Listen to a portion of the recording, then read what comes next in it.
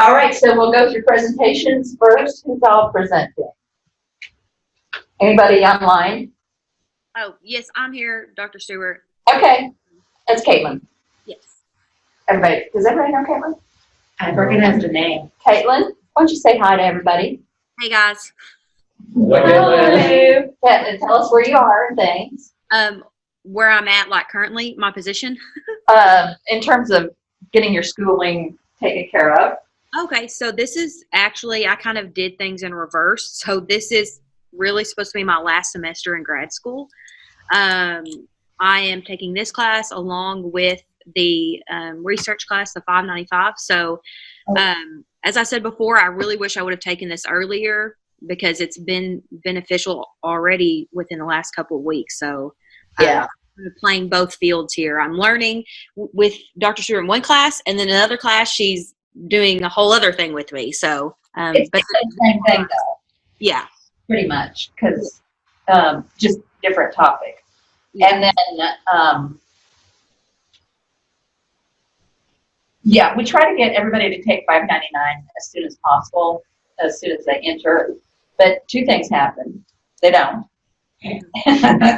Against my advice. And it fills up. And I overload it because people inevitably drop maybe one or two. It usually isn't many because it's only offered once a year in the, are we in spring? Once a year in spring. So kind of the choices, but it's kind of a rude awakening if it's your first class from going from undergrad to a master's, as you might imagine. I mean, and you're just lucky to have me because, I'm just a dream. You do make things more entertaining. I will say that. I do make them entertaining, and then people get to come to my house and everything. So that's not so bad. That was fun, and there's seriously good food. Jill Davis brought.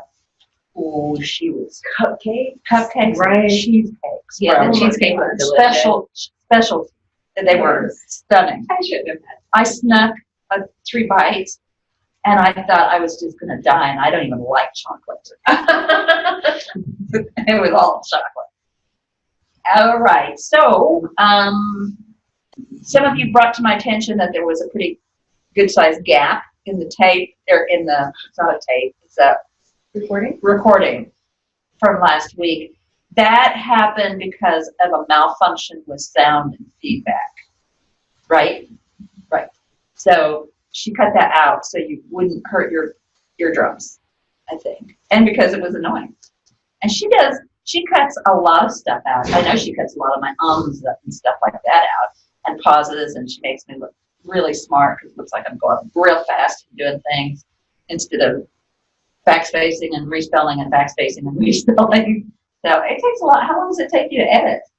Not too much. Oh my God. Yeah, she's like invited like 2 a.m. Oh man. It's going a little quicker. That's commitment. Oh wow. Okay, so we'll get started. Presentation. Caitlin, you want to go first? Yeah, I can. Okay. The topic that I chose to do was gender studies, also along with trauma studies. And the reason why I decided to do that is right now, as I said before, I'm in the 595 course with Dr. Stewart, and I've been working on my bibliography. In my bibliography, the scholarship that I've been focusing on is scholarship that has to do with British literature between the 18th and 20th century, and it's focused on gender and social privilege during that time period. So as I've been researching this scholarship, something has been jumping out at me, and that's there seems to be a common trend within this literature, and that whether it be the writers or the stuff that they're writing about, there's a sense of trauma behind it. And so when Dr. Stewart was talking about the different types of studies, it dawned on me, hey, does trauma studies relate to this? Can 2 studies correlate within each other? And what is that called? So I'm going to talk in a second about the different ways that I went about researching this. But Dr. Stewart, maybe you can answer that for me. Is there like a morphing between the gender and trauma studies, or do people just typically research them separately? Always. It's hard to keep some things apart. and it's particularly true for trauma studies, not that men don't experience trauma, but women have fairly typically been the ones who have, that it gets expressed in some way. And then, if you're talking about Holocaust literature or something like that, also deals a great deal with trauma. And in fact, that's kind of where the literary study of it began. Okay. Okay, so like I said earlier, I looked through her different slides where it talked about the different studies that we could go over, and it was gender studies, feminist studies, trauma studies was one, and then obviously she's talked about the white trash studies. And at first I was like, man, that's really interesting. I really do want to know what white trash studies is, but it wasn't really applicable to what I was learning. So I decided that I wanted to venture more into the trauma and gender to see how they're related in British literature, specifically in the 18th to 20th century. You can go to the next slide, Dr. Stewart.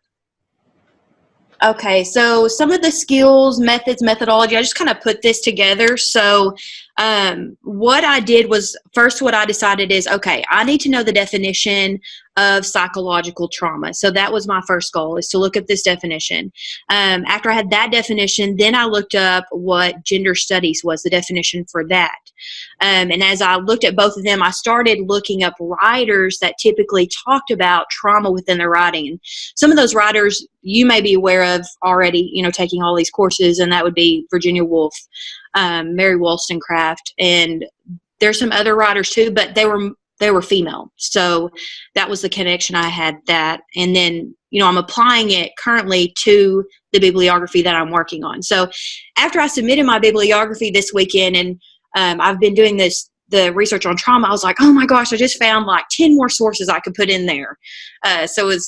I was getting excited just researching all of this. I enjoy researching. Research nerd. Yes, and I'm going to talk about going to the actual library in a second. I love researching. It's like a scavenger hunt for me. Once I get going, I can spend hours. So I had to start myself at some point with this. Should I go to the next? Yes, go to the next, please. Okay, so these aren't all of my keywords that I put in when I was searching, but these are just some of the basics. So obviously I put in gender studies, feminist literature, feminist studies. There's a scholar that kept coming up in different research, and that was David Amajoni. That could be pronouncing his last name wrong. George Eliot, Mary Wollstonecraft, Jane Austen, female writers in the 18th to 20th century, Virginia Woolf, and the female body. And then I also started searching the terms when I was relating it to trauma. I started to search trauma, psychological trauma in British literature, female writers in British literature, psychological trauma. It went on and on and on and on and on. I feel like pretty much any word is going to come up with pages of stuff, right? So every time something would come up that had both gender and trauma in it, it just caught my attention. I would be sitting there reading that article and not even realizing what time it was. But I've got some examples of those articles coming up in a second. So you can go to the next slide. It's an alien abduction thing that you lose time on research. Yes. It's 3:00 in the afternoon, everything's groovy, and you're supposed to be someplace at 4, and you look up and it is 7. Exactly. My students right now in my class, I'm teaching them how to research, and it's funny because they're complaining. I gave them like 5 sources. That's it. They're 11th graders. And I told them, I was like, I'm working on a 30 sourced right now. And they're like, oh my gosh, why? And I said, it's actually fun. So I think our definitions of fun are completely different. That's okay though.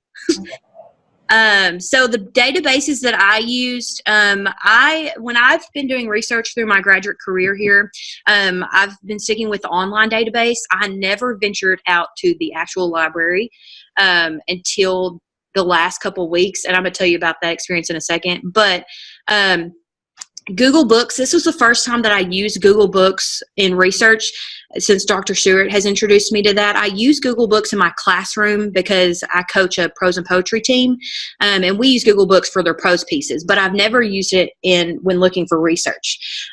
So I started doing that. Amazon is another one. It's the same idea as Google Books. You can look up a book and read through it on Amazon just as if you would on Google Books. I don't know if you've mentioned that yet, but I thought it might be helpful. EBSCOhost, ProQuest, eBooks, JSTOR, those are just some of the basics. Those are the ones that I use primarily for this research. So this is just your basic stuff, but I wanted to throw this out there for those of you who aren't familiar with our online database. I took some screenshots on my computer. So what I did with my research is I would go to the advanced settings and I would specifically put the things that I needed to search through. So like I would take out the book reviews, or I would make it specifically, I would click on the psychology or the English. You can cater it to what you're researching, but I find it very helpful. You can go to the next page, Dr. Stewart. Like I said, that's just another screenshot of it. When I was doing my research, I typically don't like reading the book reviews. You don't want to unless you want to get an overview of what the book that they're reviewing is, and then make a choice as to whether you want to look at the book, because book reviews don't count. Okay, good, because that's what I feel like I want to base my own opinion. So I don't waste my time with that usually, unless a professor's told us to. But usually I get away from that. So the dissertations, I included this in here because I found it helpful.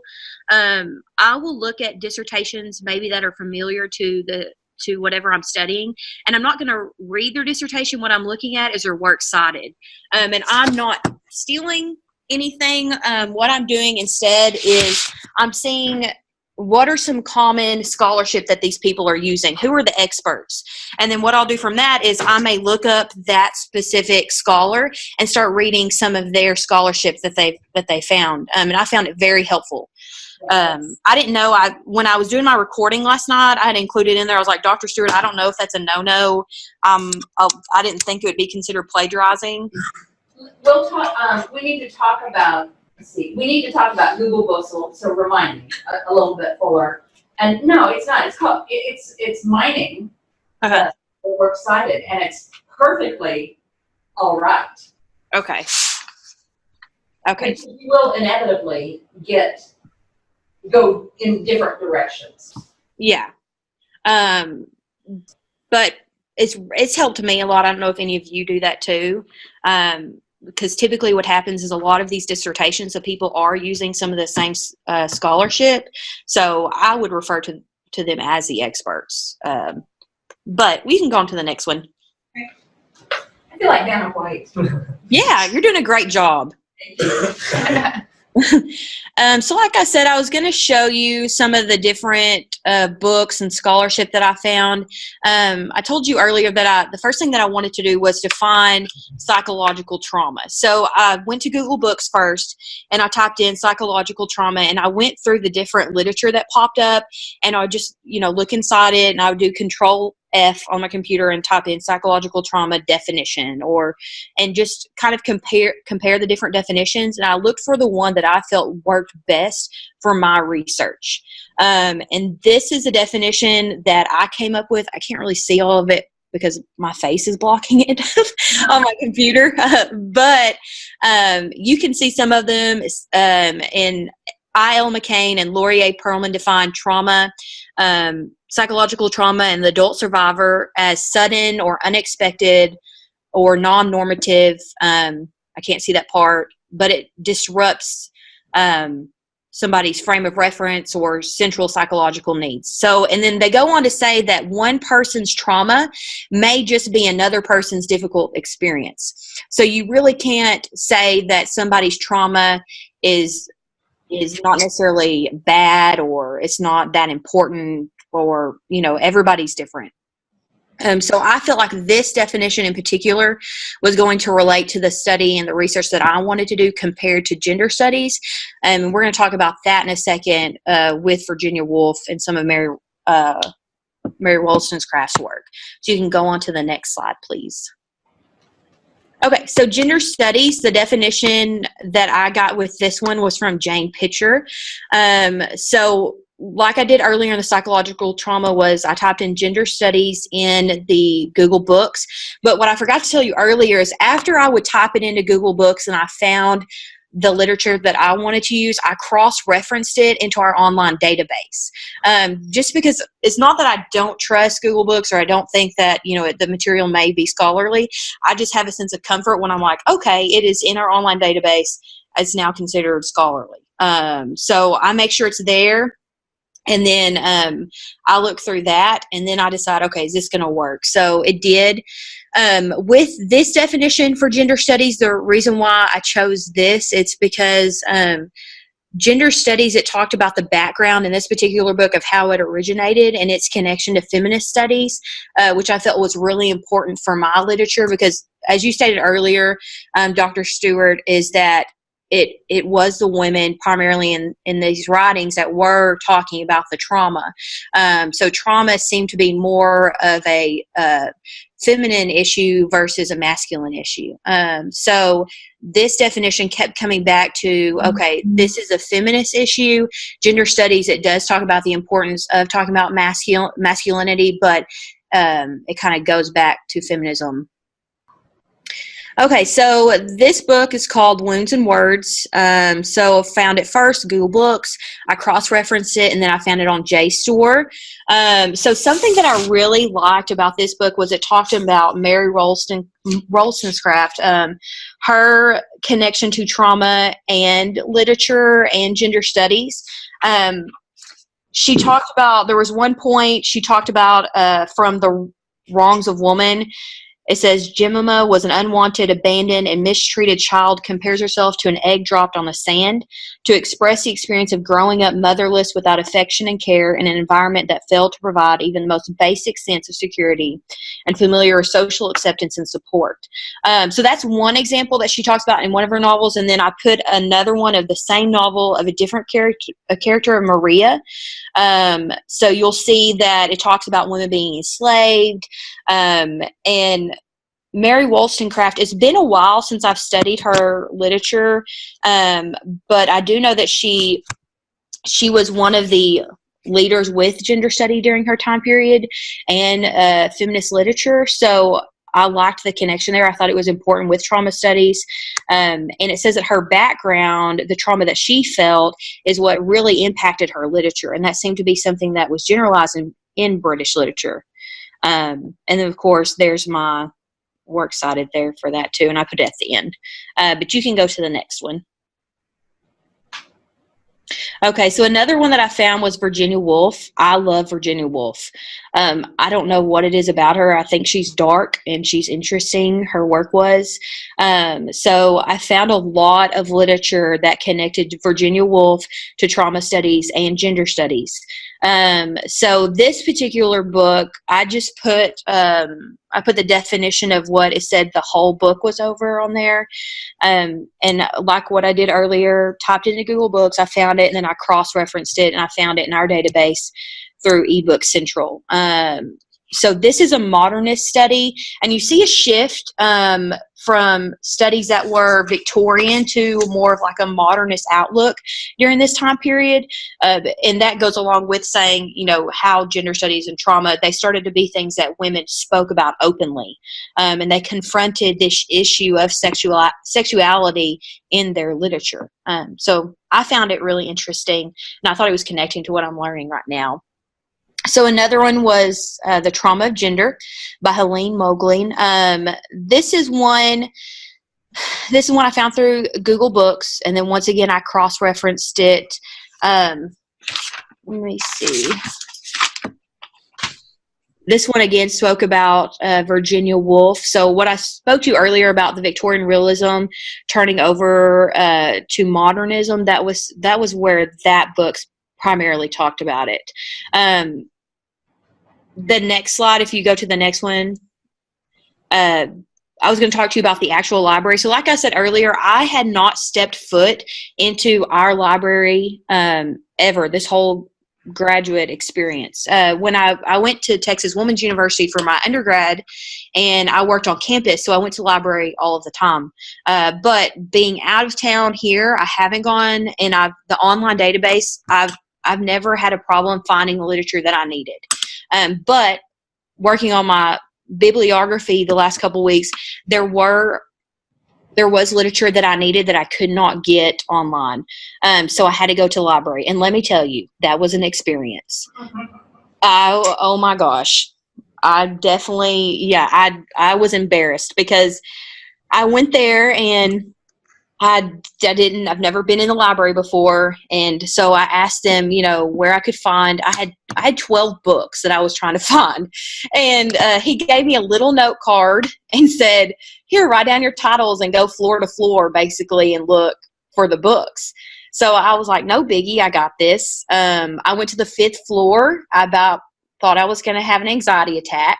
I finally once I figured out, okay, the 5th floor, I'm assuming must be primarily British literature. Am I right, Dr. Stewart? Do you know? So all kinds of literature is up there. Okay. Is it PN and PS and PR and all of those? So it's kind of English studies stuff. Okay. Well, I went to the 5th floor and I started figuring out the classification system. And like I said before, I love research, so it was fun. It was like a scavenger hunt. I was there for an hour and a half, and I just, I'd get one book and then I'd go to the next and go to the next. And then I got to the section because Virginia Woolf, like I said, she's been a main player in my bibliography. So I came to her and, it was just a whole bookshelf dedicated to Virginia Woolf, and I felt like I could hear the angels in the background singing. It was awesome. I enjoyed the library, but I just felt, I was like, we learned so much about the online database. And even while I was at the library, there was a lady who was checking me out. She was like, oh, but do you know how to work the online database? I do, but these books are here and they're not on the online database. So I feel like we don't learn as much about how to go to the actual library and search for these books because it's just as important. So I decided, I was like, I need to include this in here because one of the books, I just put an example of the Encyclopedia of Feminist Literary Theory. Like I said, I think I got like 12 books the other day, but if you haven't gone, you need to. I'm sure everybody in there actually has already gone to the library and they're probably flabbergasted that I haven't. But I thought that was important to note. Not unusual. Okay. So that's pretty much my presentation. Like I said, my main focus was trauma and gender studies in British literature. And the trend that I had was focusing on writers such as Virginia Woolf, Mary Wollstonecraft. And from what I've read so far, I know there's other writers, that do fit in that, but they seem to be the ones that have the most scholarship over. It's them two. So, and like I said, I love Virginia Woolf. I really enjoy her writing. Dr. Hayes last semester, we did To the Lighthouse, and I could see these different elements of trauma after reading the scholarship and connecting it to the Lighthouse and other literature that we read. So I thought it was interesting, and that's why I decided to go over this type of research. Excellent. Yeah. In terms of using Google Books, I'm glad you went to the actual book in the database because we don't get a complete view of Google Books unless it's a primary text from that's out of copyright and that has been scanned in for that kind of, to have it historically available. So having that, I use Google Books mainly to see if I need to enter library loan or to purchase. That's basically what I use it for. I try not, it's really easy to cherry pick quotations out, and it sounds good, and this looks good. You really need to have access to a whole chapter. If you're doing it like through a chapter, you're not expected to read an entire book for one quotation that you want to use, but you really have to be circumspect in terms of looking at all of it and the surrounding context for those quotations to see if you're using it right. and you did this just fine, Caitlin. I want to explain the difference between, a lot of times you're going to run into definition, you're going to think it's a definition, and it's really characteristics instead of being a definition. So watch for that. And like I said, Caitlin, you got that right. You got the definitions down. So just keep an eye on that.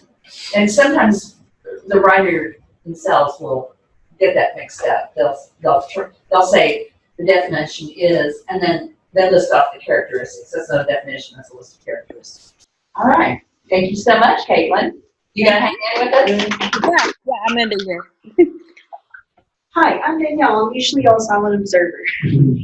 I had this awesome idea of what I was going to do with childhood studies, and it was going to be awesome because I was going to find like a couple of people who talk about it well, and I'm going to do this awesome presentation of this is where the past of it was, and this is whenever it started, and these are the great giants of the genre and of the studies and blah blah blah, and it was just going to be perfect. And this is what they're working on right about now, and this is where we're going in the future. And then that blew up in my face, of course, because it's fairly new. It started in 1991 is about whenever it got really, really serious, with the exception of child psychology with pediatrics, obviously, and one other that I have in a different slide. And in 1991, whenever it took off everywhere all at once. And so whenever I started looking up things about childhood studies, I started finding things with psychology, with you name it, everything. So it was one of those things of, I found myself wading through so much that was so unnecessary. But I had a lot of fun, and it was good. But it was kind of like scientists with like a hypothesis, and my hypothesis got blown straight out of the water. Childhood studies, an interdisciplinary field that looks at childhood through many different lenses. And I have a definition up there for you. And I'll have my works cited at the end so that y'all can look at it if y'all want to. They're made up from everything.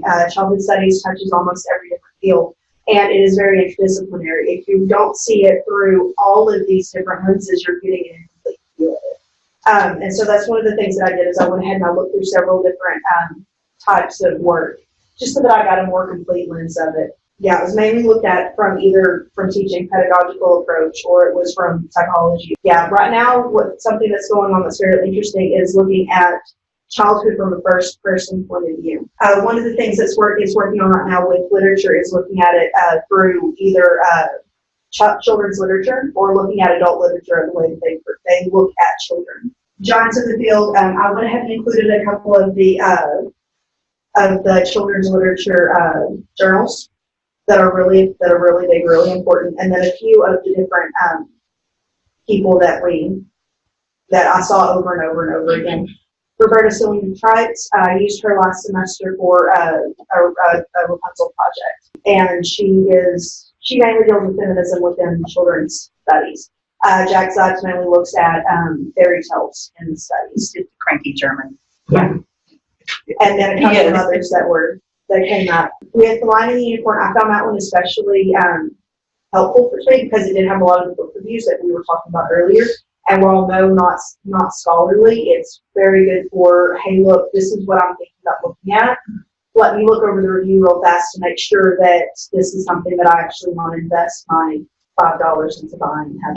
And they'll, if they say, yeah, the scholar, although I've seen some mean reviews, but not that many. Yeah.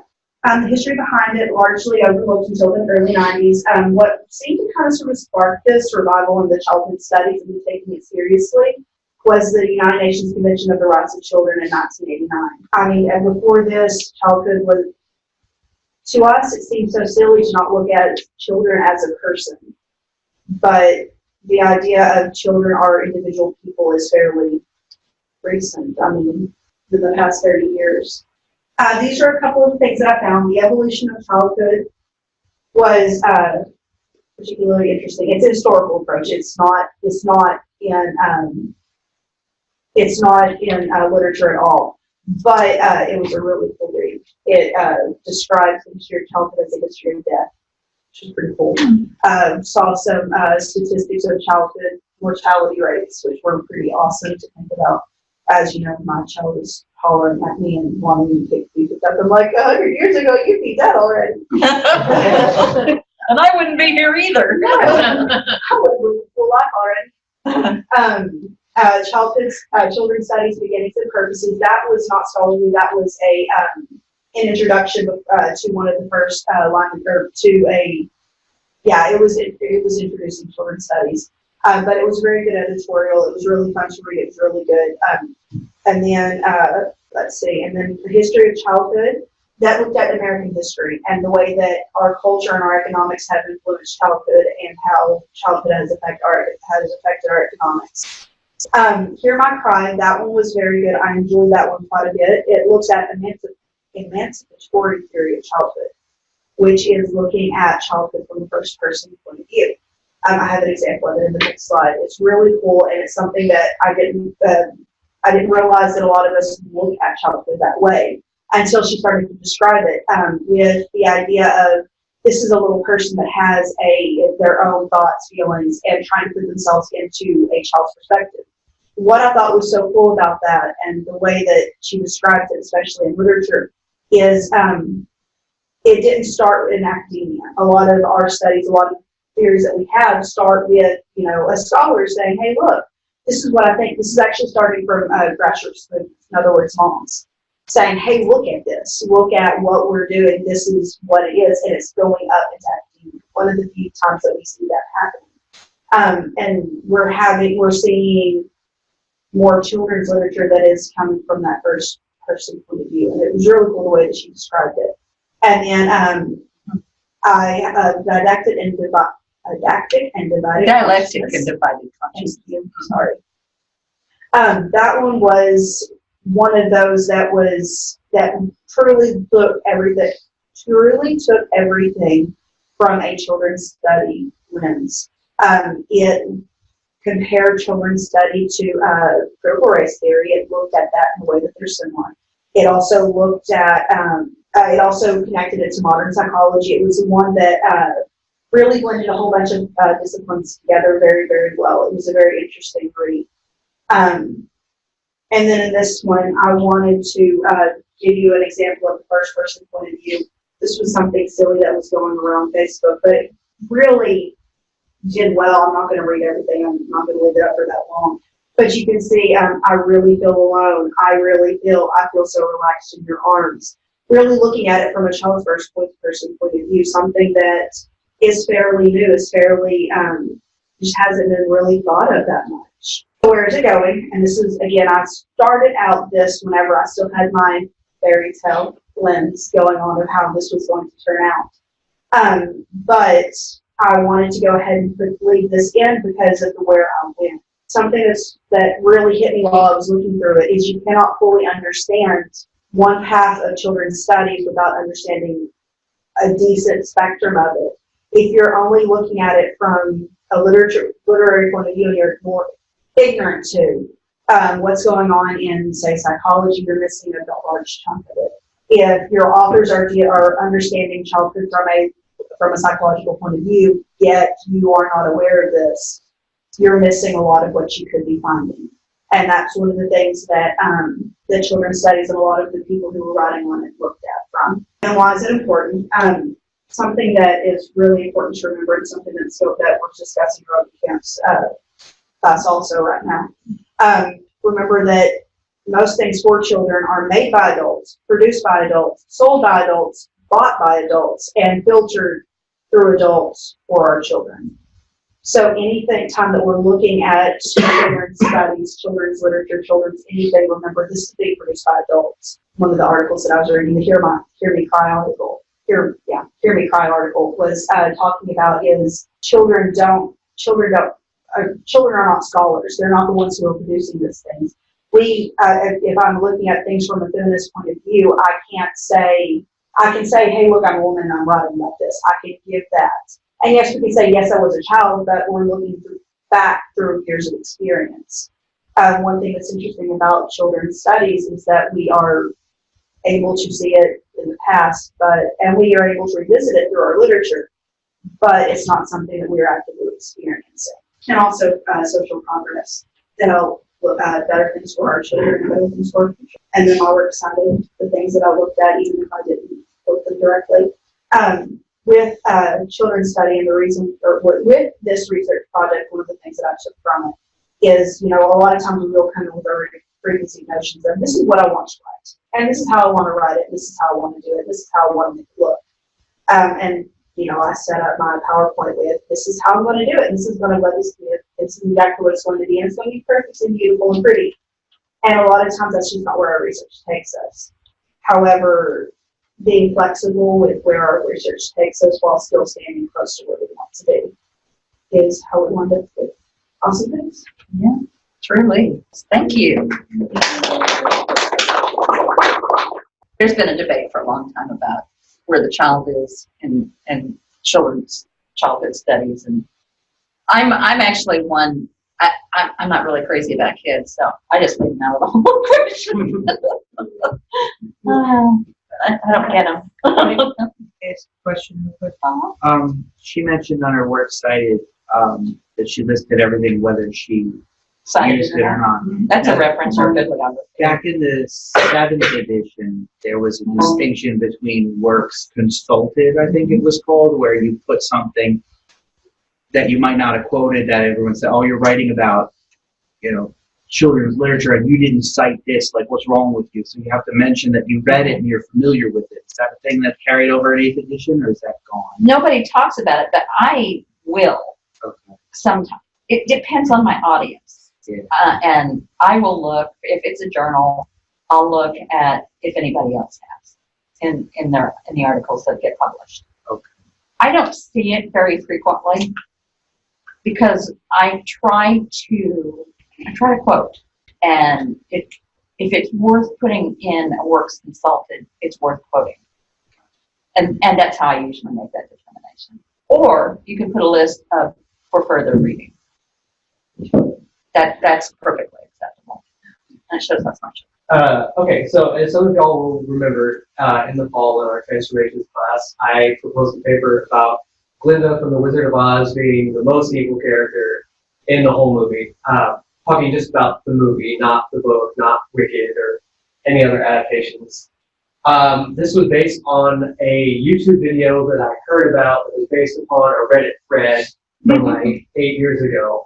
I intentionally did not look at that in writing the paper because I knew it wasn't scholarly. So as Brian talked about last week, I had this idea and no way to cite it. The main premises were Glinda is manipulative, narcissistic, deliberately unhelpful, needlessly endangering others. Dorothy is experiencing post-traumatic shock from her experience and not reasoning clearly because she gets up to some pretty shady decisions too. Yeah.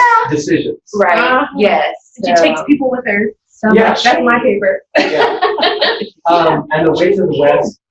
The Witch of the West is the victim of appearance-based discrimination and harassment and wrongful inheritance theft.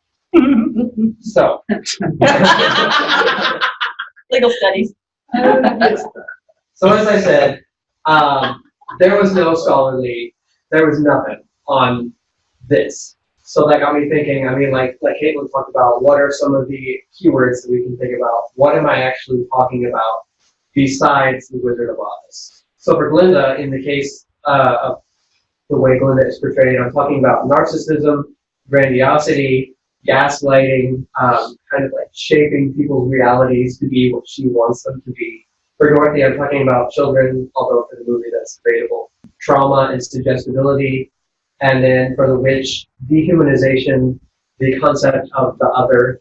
And I thought stigma or Irving Hoffman's 1963 book would be pretty helpful. Didn't use it. I did not end up relying on it that heavily. So some obstacles that I faced. No scholarship, obviously. So for Glinda, I was thinking, you know, a couple of her personality traits sound like they could be in the DSM. Her antisocial personality disorder. But I didn't have a copy of the DSM, and G-Library didn't, and I couldn't find it online, so I knew this source was out there, but I couldn't get it. Really? Yeah. And I couldn't get my hands on it and didn't want to rent it. So I still had to find a way to kind of tie that into the paper. So I turned to just regular, plain vanilla Google. And this is psychiatric news, put out by the American Psychiatric Association. And here we have, please minimize, thank you. We have the DSM-4 criteria for antisocial personality disorder. And I am arguing that Linda is... Woo, number 5. She disregards the safety of others. She cons others for personal profit. And she shows a distinct lack of remorse Yeah, she does. for... They all do. I mean, like, a woman just died and you're singing a song and throwing a parade and handing out medals? That's kind of messed up. It's a thing in the whole book. Yeah, That was my paper last. I started to say, you're talking all around both of our papers here, so. right. So this is the source that I did end up using, although if I were doing it again, I wouldn't, for a couple of reasons. First of all, it's a website. It's more than likely going to change. If we look right here, it was published in 2004, 15 years ago.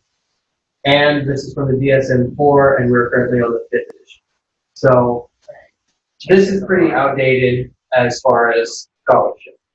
Yeah, and it's hard to tell how they've changed that. Yeah, and the DSM's change. Okay. Sure. Frequently. So I kind of use that as a jumping off point. I knew the information was out there. I just needed to be able to get it. So I was asking, can I get the same information that is in a scholarly source, even if it's not the DSM itself? And yes, I can. I'd say yes, you can. Here we have in the left column the DSM-4 criteria for antisocial personality disorder, and in the right column the DSM-5. Perfect. From a scholarly source. This is from Lynham and Bacon. And I actually found this the other night after actually not that long of searching. And we can go to the works cited page, and there's an entry for the DSM-4, although it looks like a couple of pieces are missing. But again, outdated. The works cited entry for the DSM-5 was kind of sparse. Like it has these links, but they don't really provide the definitions that I wanted. So really, if I were using this source, I think this would be good because it spells it out clearly what the criteria are, how they're being used. And it's from a scholarly source that I can easily identify and point to. Some of the other resources that I found were kind of sort of off topic if I really wanted to kind of massage the truth. And there are many reasons why that's not a good route to go. Mostly because they're too closely related to an argument that I'm not making. So for my argument about the witch being discriminated against because she's green, and that probably affects her personality and how bitter and antagonistic she is. And look, you put it in green. Well, I wrote down this source into a couple of different pieces. So the title starts out, lookism hurts, appearance discrimination. Lookism is appearance discrimination. This is good. This is what I'm talking about. But let's keep going. Appearance discrimination and self-rated health. Maybe, could be. Her health isn't really mentioned. Keep going. It's out for you. Oh, that makes total sense, right? And it's 7 pages long. Womp womp. Yeah, so I've actually found a couple of articles talking about how young South Korean women feel discriminated against because of their eyelids. And they will actually spend lots of money to get more Western-looking eyelids, and they feel that that makes them more attractive to a mate, more attractive to an employer. So this is not really working for me. This would be weakening my argument. I want to stop right there for a minute because a whole bunch of people, for some reason, in the patch writing assignment, went to the Journal of something of South Africa. I thought, South Africa? What? Why go to a South African journal when we're talking really about college students? Because they're college students too. Yeah, it's different. But I mean, I didn't count off or anything. I just thought it was Well, I can odd. why that too. The authors of that are cited in a bunch of the other stuff, Right. and most of it is about English as a second language. Yeah. So that a lot of it popped up foreign for me. Yeah. A lot of it was. There was a lot of Oh my goodness. Oh, we're tons of ESL because that's a huge That's one of the big issues. So some of the sources that I found for Dorothy were suggesting that children who have been through traumatic experience or abuse can become more susceptible to authority figures, kind of not necessarily asking leading questions, but affecting the way they interpret events. These are two sources that I found for that paper, and honestly, they both have problems with them, but some more than others. One of them talks about how self-esteem, how the children self-rated their self-esteem based on past trauma, past domestic instability. The problem with this is that it was maybe years after the event. The second one, Eisen et al., I thought was more appropriate because it was based on forensic investigations that happened right then, in the present tense. But this first one, Drake, it actually proves the opposite of what I'm arguing. That self-esteem is not significantly related to negative life events. Oh, bull. Well, What do they know? yeah, at least on the survey that they put out. Okay. And then I thought Eisen was better because they had forensic documented investigation while it was happening. But if you're making an argument, I mean, isn't it generally okay to go ahead and say some people disagree with this? Absolutely. And And you claim must, that actually. this, that's kind of what I got from the last course was kind of it's your obligation to acknowledge that people disagree with this and this is why. And then you can kind of move on a little bit. But if you're so far out in right field that nobody has written any scholarship directly on what you're saying, there isn't anybody to disagree with you quite yet. No, but using this, having these two Right. together, it need to be acknowledged, even if it's only in an endnote or footnote. So part of what I was thinking about Dorothy having negative life experiences is not just the trauma of her house flying through the air and killing a woman. I was Minor trauma. I was kind of thinking she's probably living through the Dust Bowl. The film was made during the Dust Bowl. No idea what happened to her parents. No idea how well the farm's doing, how well they're eating. So there's probably a lot of stress there. However, the movie never really makes it clear, is this happening in the 30s when the film was made or in 1899 or 1900 when the book came out? It's not really clear, and you can't really tell from like the technology they have. You don't see a car or anything. So I thought that may have been assuming too much about reading into also the book when really I was trying to stick to the film. I think with the film, you can tell. Yeah, there's no indication about, I mean, you have to assume it's 1800s with the book, but the clothes that they're wearing in the film are very 1930s, late 1920s, 1930s. Doesn't the wizard in Kansas though like have a horse-drawn wagon? Yeah. Yes, but that was typical even Right. without, even during cars. Cars which were was- not common. Like not everyone had a car. And yeah, that was pretty standard for peddlers like that. Kind of traveling medicine show. Exactly. Snakes. Professor Marvel, was it his name? Yes. Yeah. So I put some reasons to kind of avoid these sources, or at least not to rely on them too heavily, is because they move beyond what we're actually observing just in the film. They assume too much about what might be going on in the background and might be going on in Dorothy's history. And in the case of the Korean lookism, it's too specific to a different argument that's pretty off topic, in my opinion. Honestly, when in doubt, just ask for a second opinion. Well done. Anybody want to comment online? Greg, you anything to say about what you saw, or Logan, or? I enjoyed seeing all of them. I'm thankful that they were the guinea pigs for me to see how they did it, so I could steal ideas and go from there. Yeah, we got to figure out when. And there was a question about when, if you're not presenting, actually, doing the streaming presentation. I think I put down the due date for. I've got it down on one of the sites. I had to figure out when to put that. And I'll look in a minute. I thought everybody did a good job, Dr. Stewart. I thought looked like they put a lot of thought into it. And I like seeing their methodology and what they went through, their process of finding things.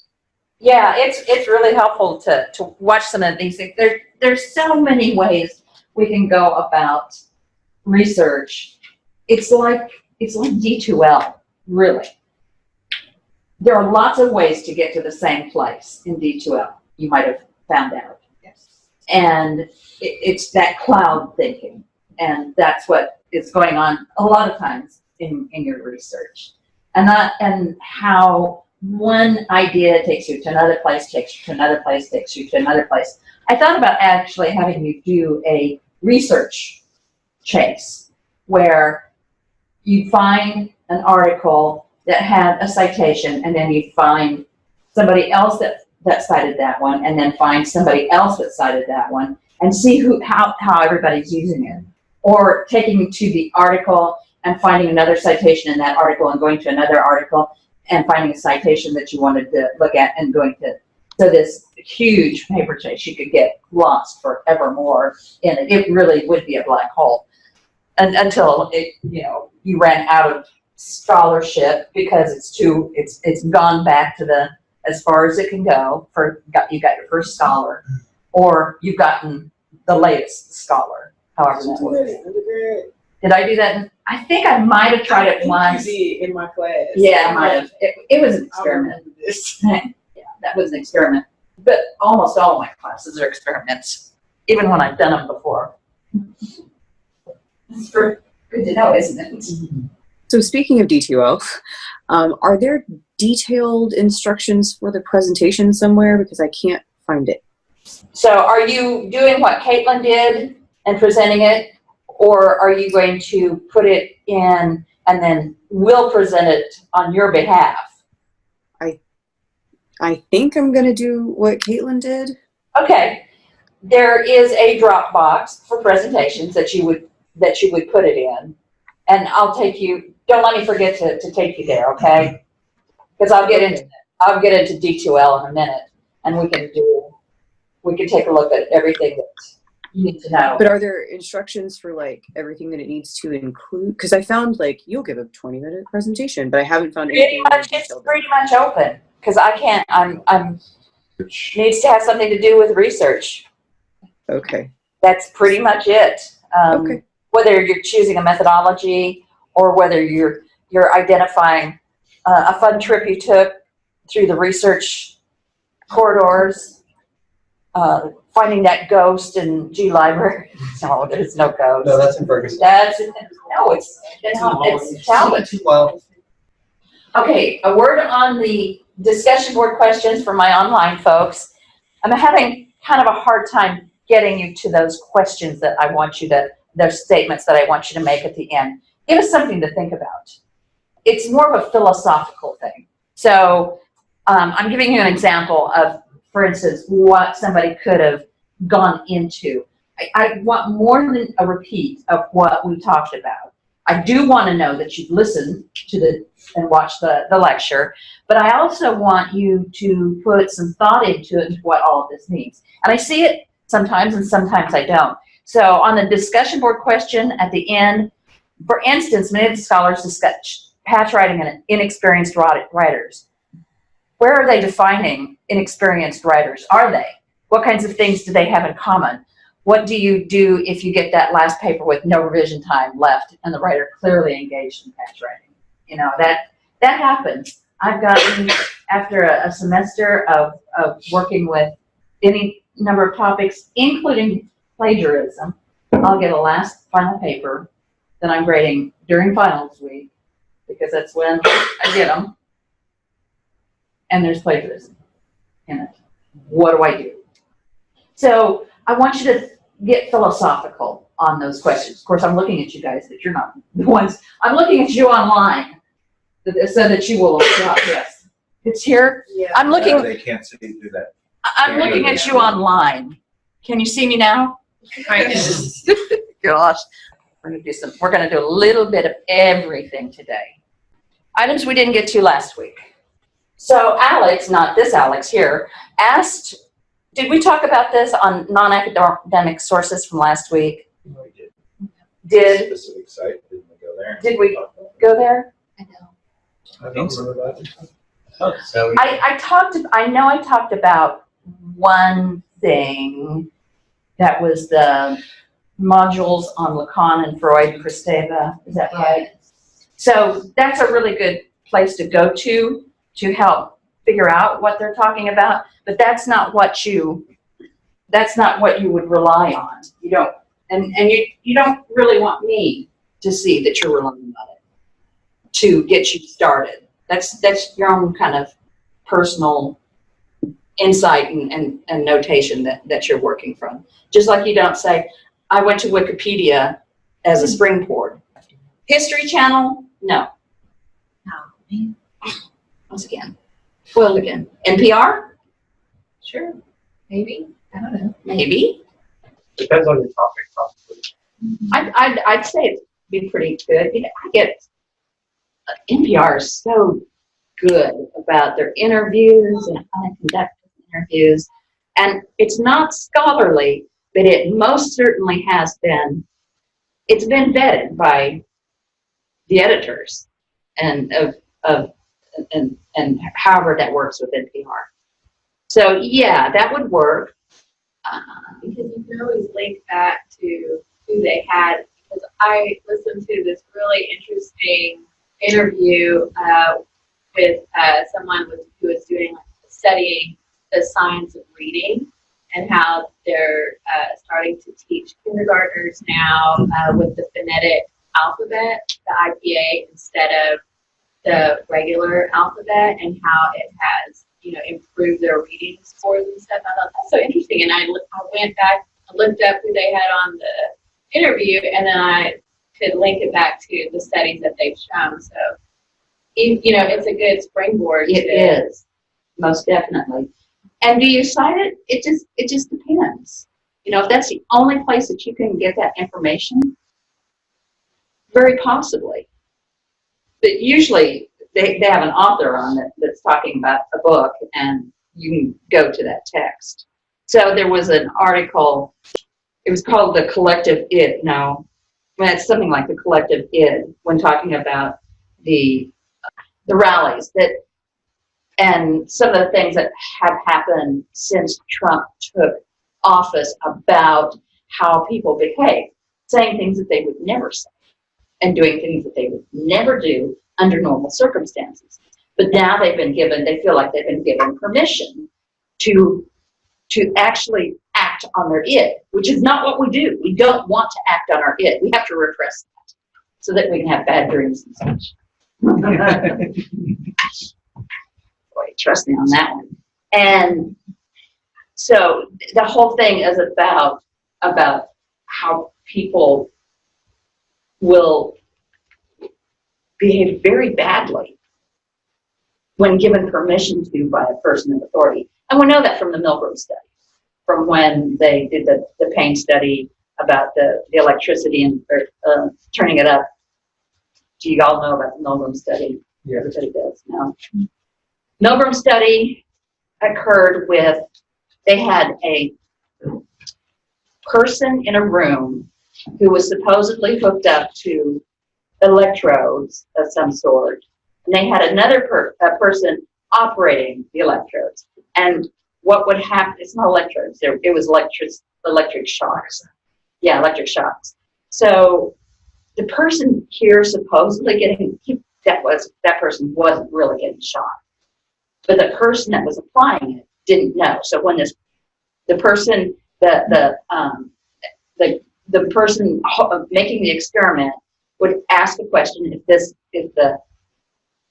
if this one got it wrong, then he was supposed to shock him, and shock them until they're dead practically. And they took to see how far they would go, and some of them took them to what would have been death. So it was also a commentary on Hitler and how he was able, with very little, with quite a bit of ease, persuading, letting that nasty side of us get out, crawl out from under the bed with those long, creepy fingers. you know, Stephen King's. So that's what that was about. The guy wrote a book on it. And one of my students wanted to talk about Margaret Atwood's Handmaid's Tale with a collective id, which is what happens because they behave very badly towards women and a lot of other people, but because they can and because they're given permission to by people in power. Pretty interesting. It was really interesting. His book was awful. I couldn't understand any of it, and except for like 3 sentences. It just didn't fit in what we either of us needed. So Google searches in general, and you learned last week we did talk about different how to exclude things, and then did I show you about the tools? I did. I think I did. Mm-hmm. So that you can pick your anytime and all results or verbatim, but I use it pretty your custom range. So if I want something back, if I want a 19th century text, I can bring it. I can identify that as the text I want as something out of the 1900s. So that brings me kind of to a question. Now you know that Google's been in the digitizing or digitalizing? Digitizing. They've been doing it. They've been putting some amazing. There's an enormous amount of primary text available for us if we just go to Google. So what do I want to look at? 1882, 1877, American Journal of Insanity. But that would be very interesting. Don't you think? Sure. In 1890? Yeah. Yeah, I think so. You know, 2 decades after the Civil War, PTSD. Oh, yeah. Yeah, actually, that reminded me of something it was something that you brought up in your presentation. And I don't know if it has to do with anything, but I figured at it anyway. I was taking a graduate classes, one of my doctoral classes, and we were reading some novel fiction. And I said, and it was written, it might have been like something by Nella Larson or something like that. And I said, I know exactly what's going on here. She's experiencing postpartum depression. He said, don't attribute something like that to a fictional character.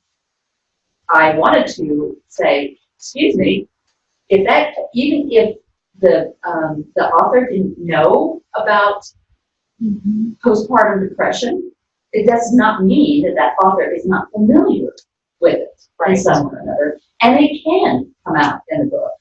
So I got a message for once.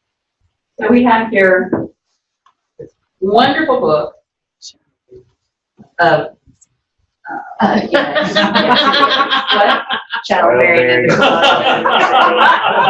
I will, second that version. Speaking of religious melancholia, digestive disturbances, and melancholia. Childbirth, as it called it, mania. Transitory. Yes. Aversion That's to a great American name. women. What did you say about transitory or trans? It says childbirth. It says as a cause of mania transitoria. Constipated habits of insane. Then you would be surprised the amount of black students would get the crazy. Really?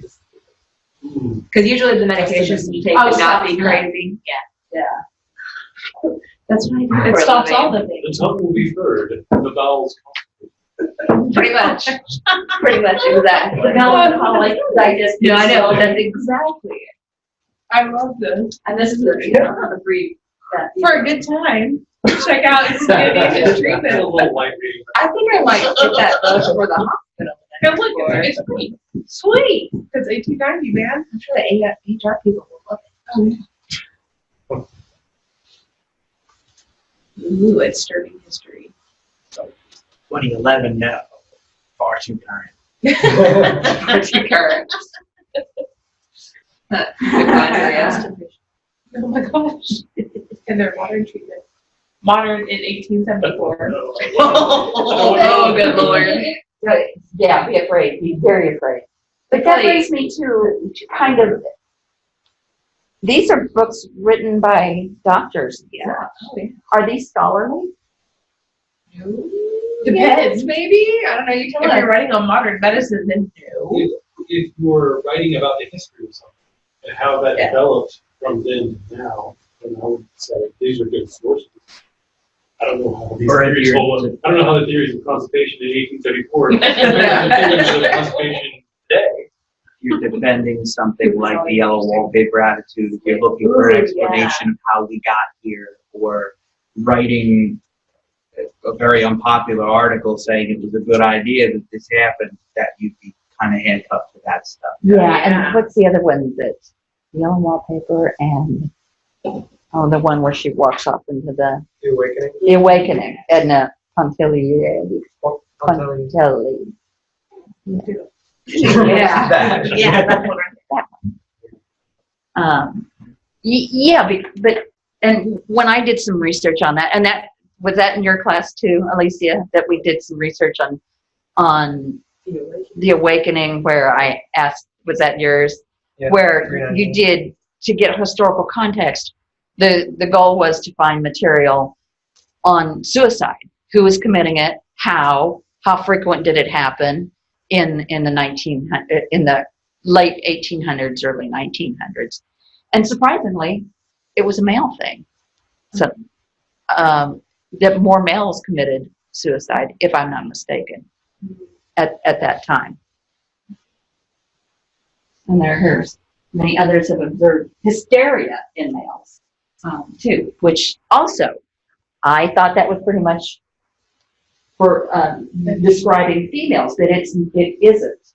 In fact, there are a lot, if you look at hysteria, a lot of these articles will talk about males. Oh, interesting. It is interesting because hysteria comes from the Greek or Latin dealing with the Wandering Wound. hyst, Hyst, I think, which is the part of the, yes, it's part of the female reproductive system. Right. Opium in large doses. Yeah. That's never the I think answer. that's Coca-Cola when they hit the cocaine. Oh man. Stay awake for days. Yeah, you could.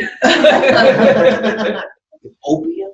No, Coca-Cola. No, I said I wait for days. I was like Coca-Cola still had the cocaine. I see what you. That's where that FDA started messing everything up. Oh no, I heard a song on too. It's The song, cocaine? I heard it on radio. sure. Yeah. So some things could be a primary source and a secondary source. Primary source is that first, it's the original text you're looking at. So a novel, or the Declaration of Independence, or a letter from, historical material that you might find in historical.gov or whatever, something like that. So it could be a result of any of those, but it can be both secondary and primary. Secondary is the material written about the primary stuff. So you will have material that looks like primary, but it's written about other primary texts if you get old enough in some of these things. It's like a major concern. It's just popping up all over the place. Like, what's happening to me? Everybody was concentrating for everything. It's the value. And it's insanity in the street. Because they pack everything they stored in barrels of salt. Maybe that has something to do with it. I don't know. Where's your evidence of this? I don't have any. We're making it up just like always. Right? I'll source it later. You don't know how many things I make up. Source. Oh, is that so?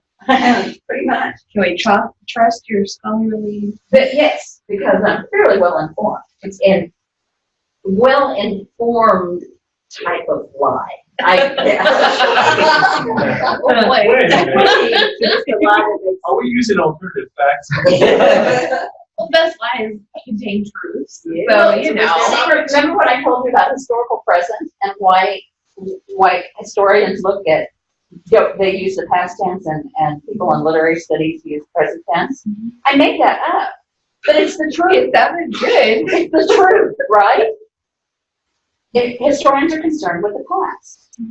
We're concerned with past and present, and it remains alive to us every time we pick it up. It's like Marie Kondo's, like the book is alive, you have to wake it up. Yes. I would have spark joy. You know, I only just started hearing about her. I should watch it. The show is cute.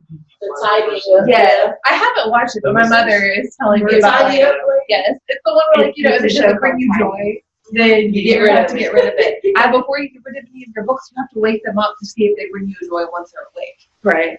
And then there's the meme with the cats sitting on top of the 39 books, looking at glasses, 2 glasses. Should we knock them off? Do they give us joy? Glasses.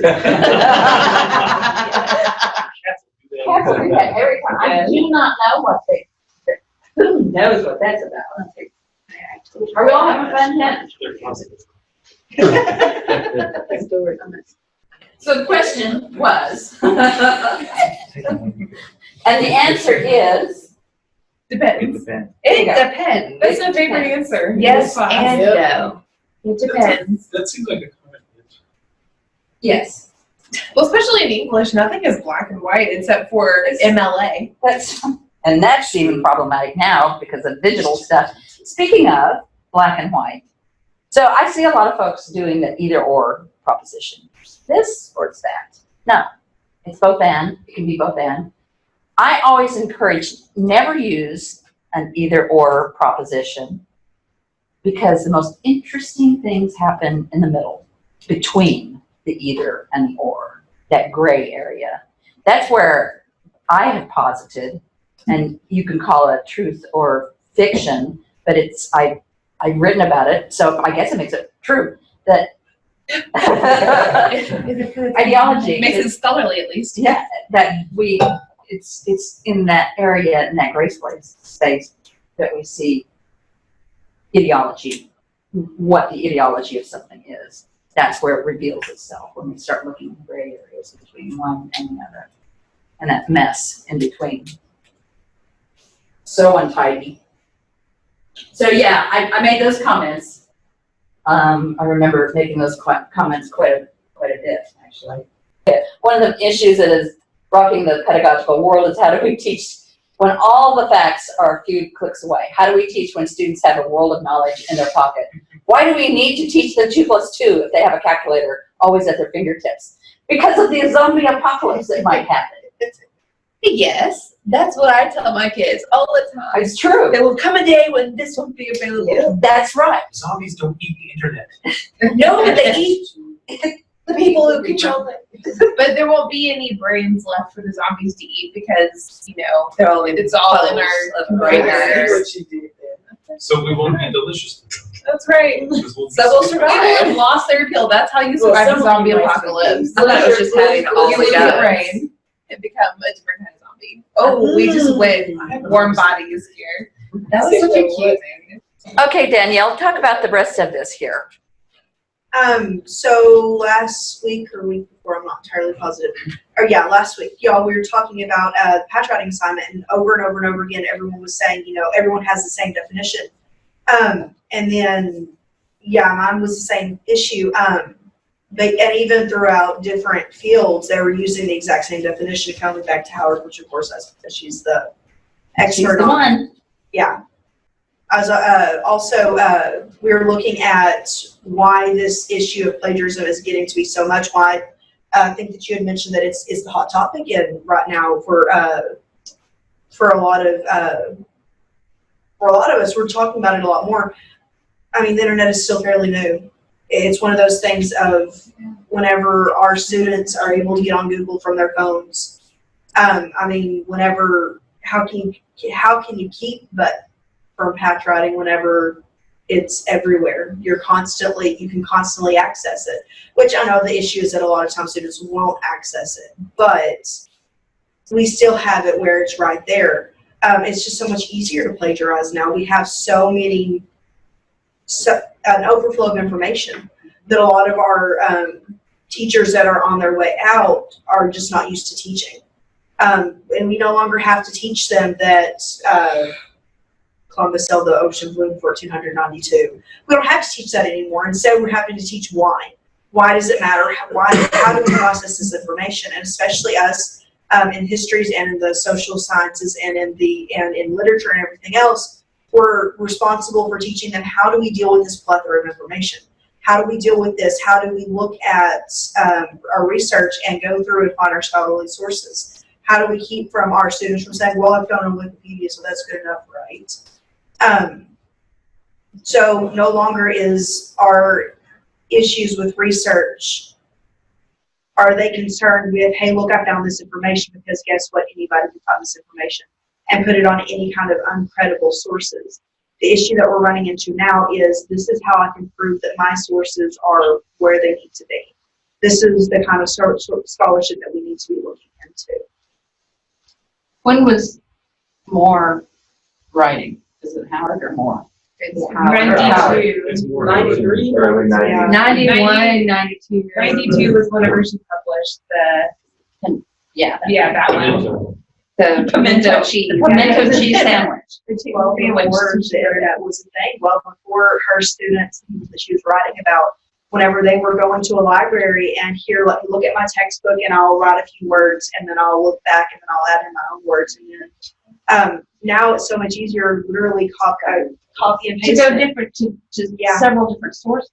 Yeah. Quickly. Or to have a machine write the paper for you. Yes, there is that. I feel like it was easier to plagiarize when you had to look it up in the encyclopedia and you couldn't get digital copies of it, so like your instructor didn't know. I think it was more easily noticeable.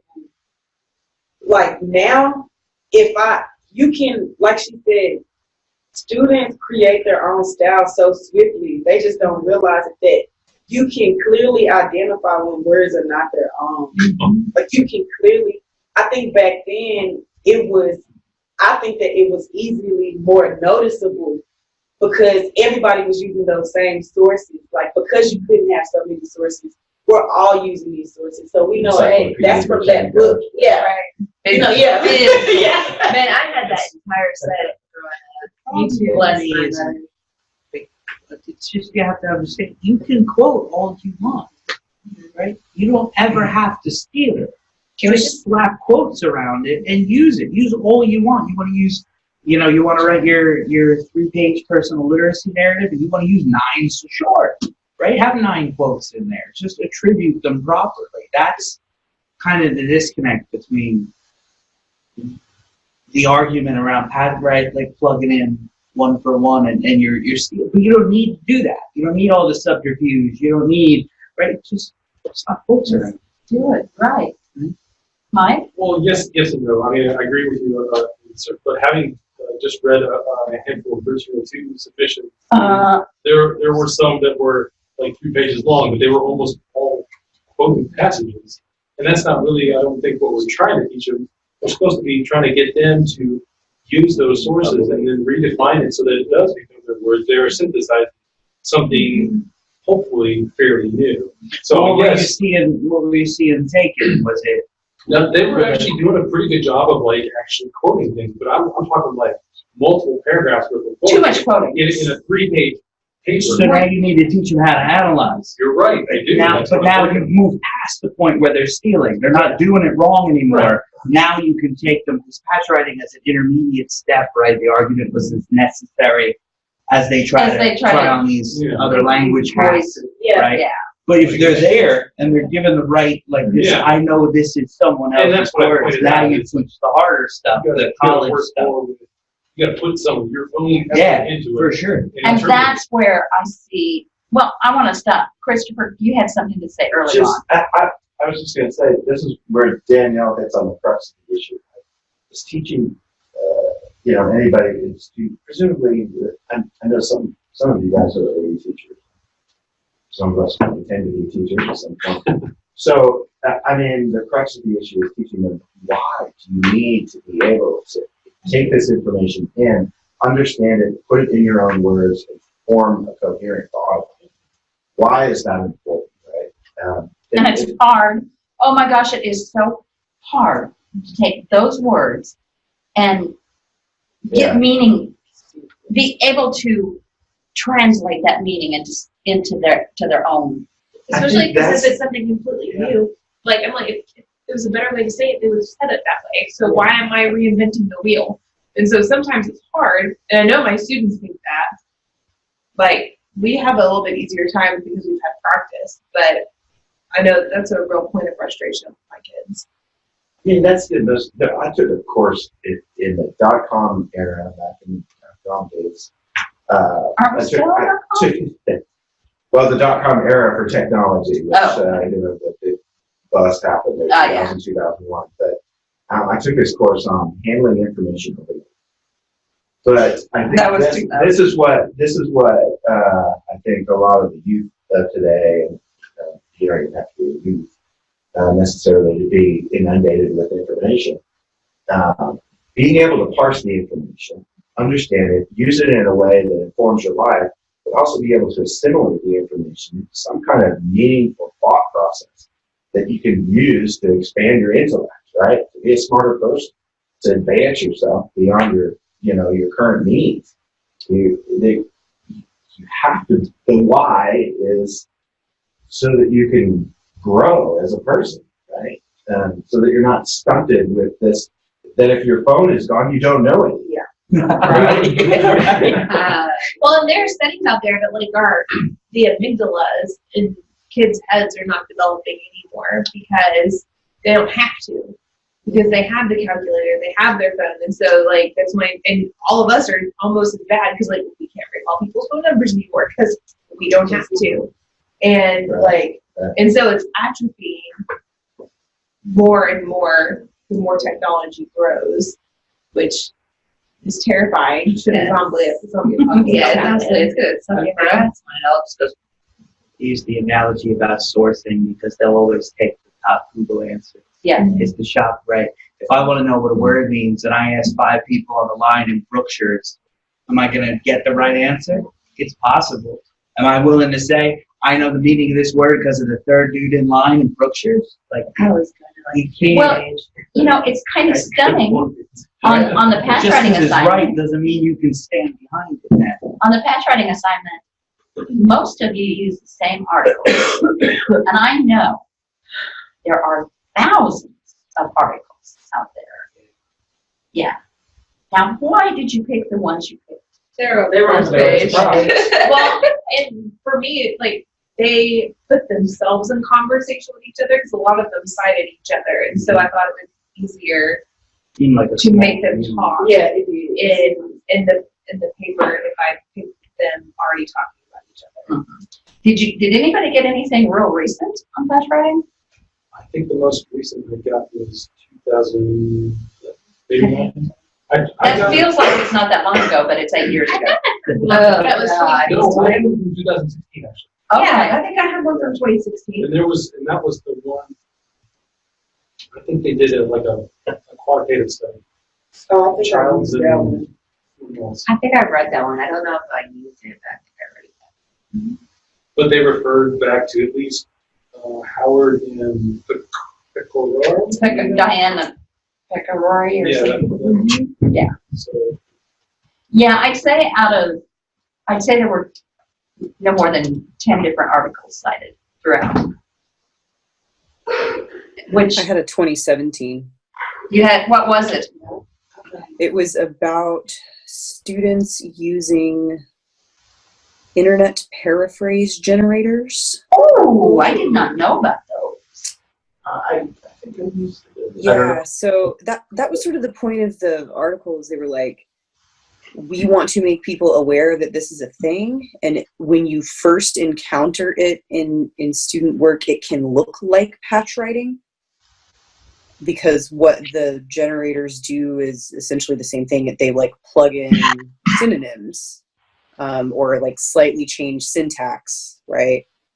So that was largely their point, was awareness and talking about how it can easily be mistaken. It was kind of fascinating because they did it with different examples of patch writing, and then they ran it through Turnitin to see if Turnitin could identify it, and mostly it could not.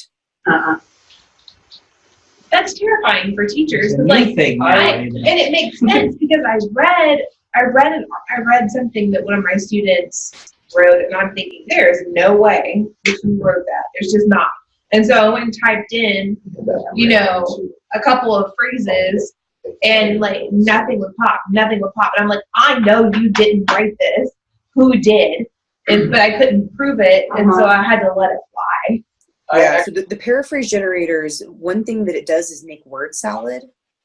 Yeah. Things that just don't make sense. Yeah. But and that's hard sometimes, because sometimes our students actually manually create word salad. So it's sort of hard to differentiate like how they got there. But yeah, it was pretty terrifying. But it's sort of like, that was how I got to a redefinition of patch writing, because I was like, Howard is saying it's a valuable intermediate skill, right? So, but only if you're manually doing it, right? Like if you're just like putting text into a generator and you're getting some new stuff, like you're not actually benefiting from that developmental stage. So that was like my redefinition. I was like, it should be modified to say that it has to be a manual process.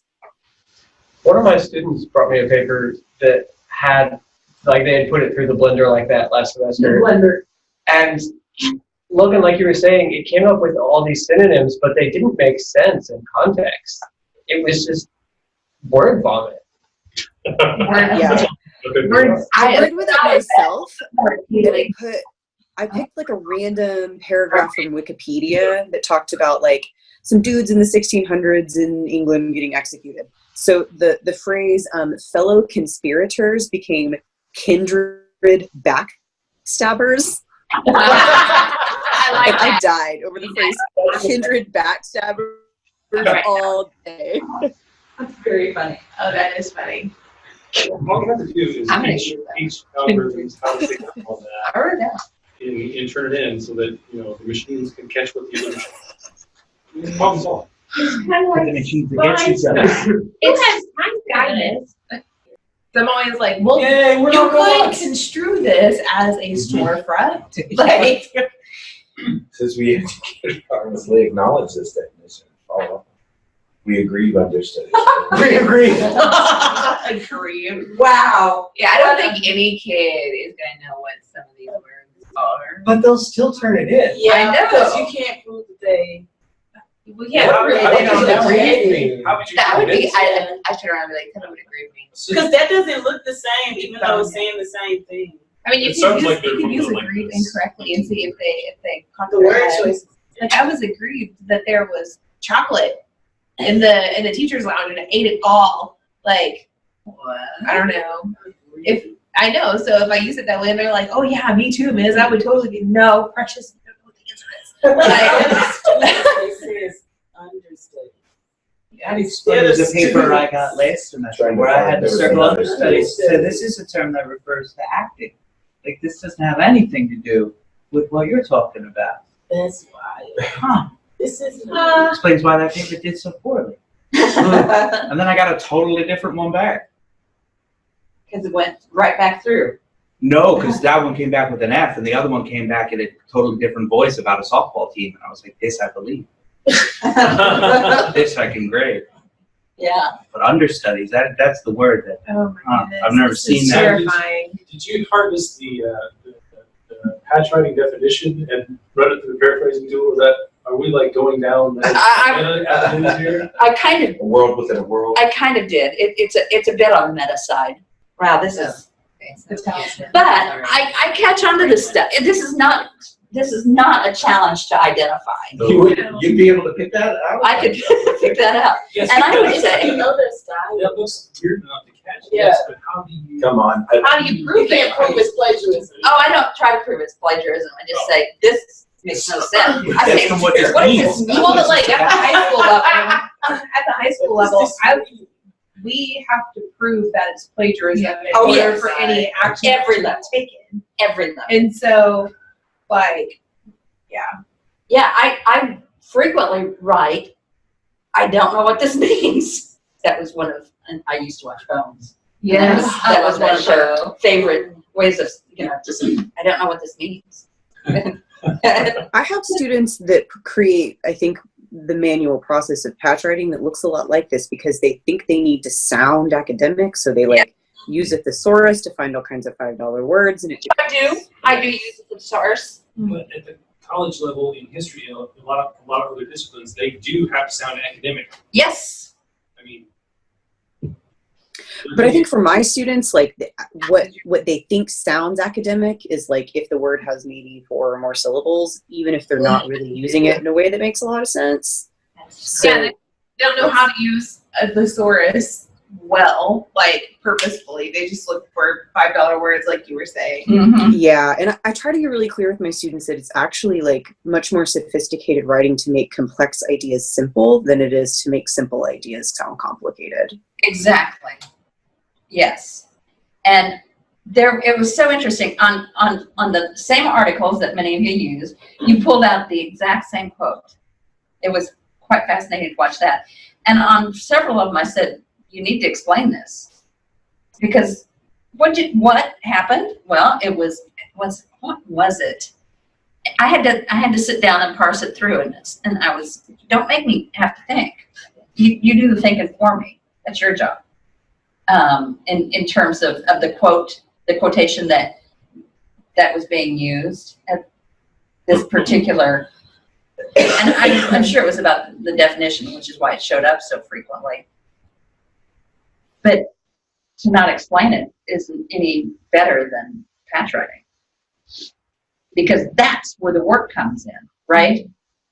It's easy to quote, and it is sometimes easy to paraphrase, but explaining it and putting it into context, that's not easy. Well, and that's what I struggled with the most in that patch writing assignment, is because like I could get it, I found the quote, I may have explained it a little bit, but doing that for 4 different sources, explaining it enough, and then putting them in conversation together, all in under 500 words, was extremely difficult for me.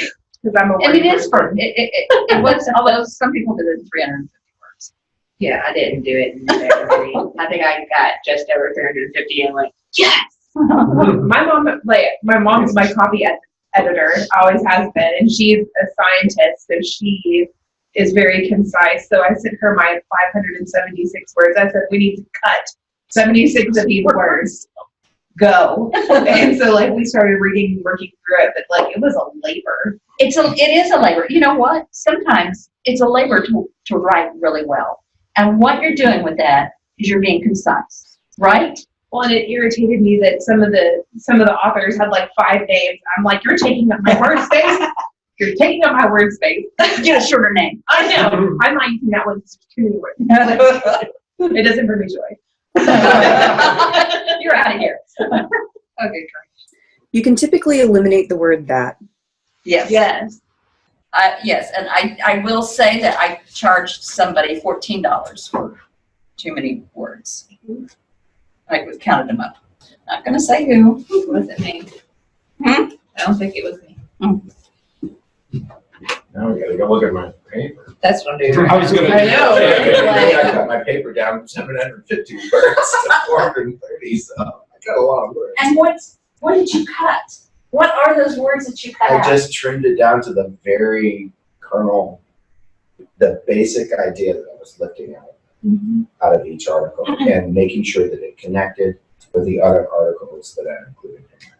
Right. I stopped, like, I found that I overuse the author's names often, especially if there's more than one. And so, like, cutting that and putting they and them, because assuming that you know who I'm talking about in this paragraph that's all about their article. I cut a lot of that, like Logan was saying, and I cut the students.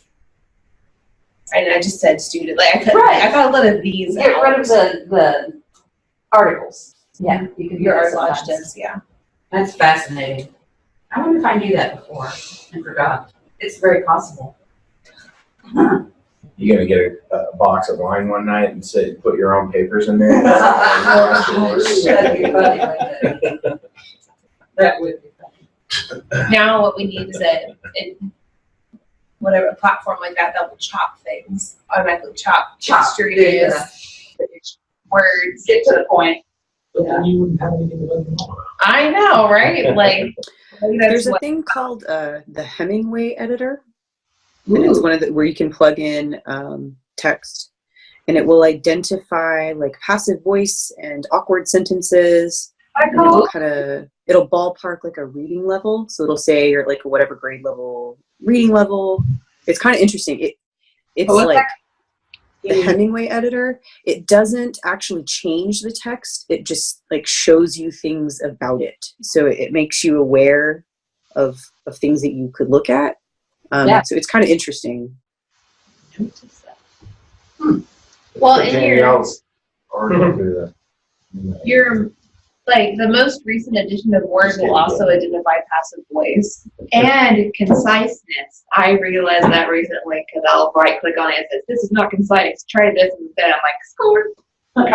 Or it talks about like your sentence structure is wonky right here. Do something about it. Not like it's not grammatically incorrect. It's just weird.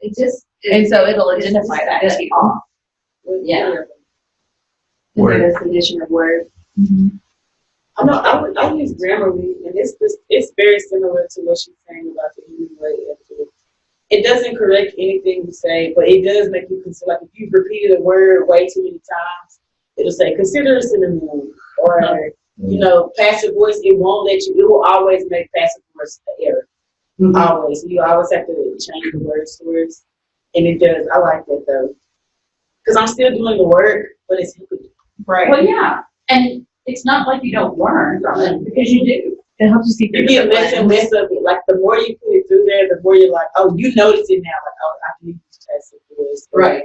I have used. And passive voice is neat because you can generally determine that it's passive voice by the use of the the by. But sometimes the by is implied. So he was executed is passive. And it's passive why? Because we don't know who's executing him. The state. Yeah, it's implied. You know why I'm making this up? Making it up.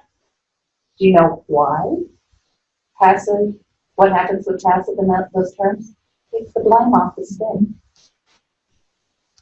Mistakes were made. Mistakes were made. Yeah, so you don't have It's to a own up. floating device. Klingon fans. Yes. Yes. Yes. This is wrong. I just always. I moved from kind of some journalism work in the very early 90s into technical writing. In the late 90s, I was a technical writer for 2 years. And technical writing by design, it has passive voice built in. Mm-hmm. You're kind of introducing, in order to accomplish this, then, follow these steps, right? And your sentence structure leads people down a navigation path. Mm-hmm. So your sentence structure for technical writing is typically not what you consider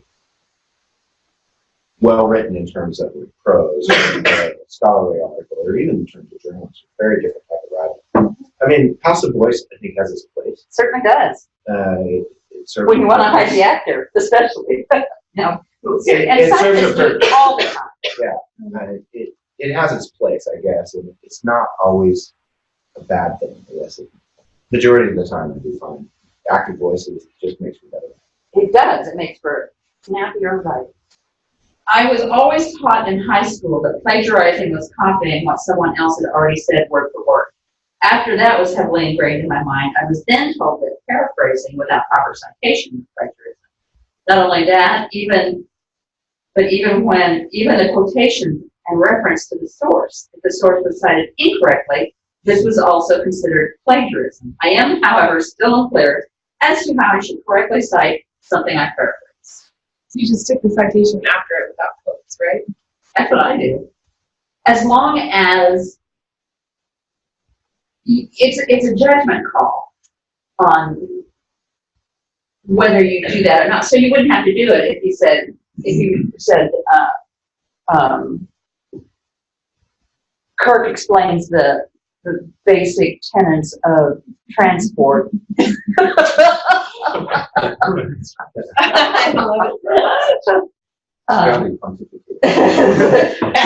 you're not going to, because Give it a roll, she's got Captain. I'm just a doctor, Jim. Damn it, Jim. Well, we can't finish this without Live long, no, see, live long and prosper, and may the North be with you. I make that up. So yes, I would say that it depends again, but acknowledging if you're not quoting, and you've changed it up and you really have put it in your own words, then you just acknowledge that in the sentence or at the end of the sentence if it's not, the author isn't mentioned. I was told at one point in my undergrad that I should not quote anything I paraphrase because it is not word for word. That's right. Your quotations must always be accurate. Very important. Because it's not word for word, and instead I should just cite the author and page number at the end of the sentence like I would if it were directly quoted. I did that on a few papers, but was critiqued for not having quotation marks around what my professors thought to be a quote because I had cited an author and page number at the end of the paraphrase. I'd just like to know the correct way to do it. Well, some professors obviously need to be educated. I see that too. I know the right ways about a lot of things, and then a history professor comes up and says, "This not in lit and line. We don't do that." But there are other professors that. So there's this deal about using a single quotation mark for some reason. Some folks have been told that if you're not quoting, let's see, how is that? That you use single quotation marks. So like for a paraphrase? I think it's maybe thinking of like an air quote, like to emphasize. I don't know, but you don't use that. You don't use single quotation marks unless it's for a. Unless the quote. Like quoting inside a quote. Yeah. Like if an author the is quote within the quote. Right. An author is quoting someone else. Right. Very happy. The Shining. We're talking about The Shining. Whenever I was in high school, one of my teachers was talking about quotation marks, and she was the most awkward teacher, and she'd be talking 20 minutes later, and she'd still be doing this, and we weren't talking about quotation marks anymore. And you're like, what is she doing? She's quoting herself. I know. She's just like, oh, this is going down in history. I know. I don't know. It's so weird. Okay, we've occupied all this time. I want to hear from our online folks. Abigail, I haven't heard from you tonight. Tell us something. Something good. I'm not really sure what to say. I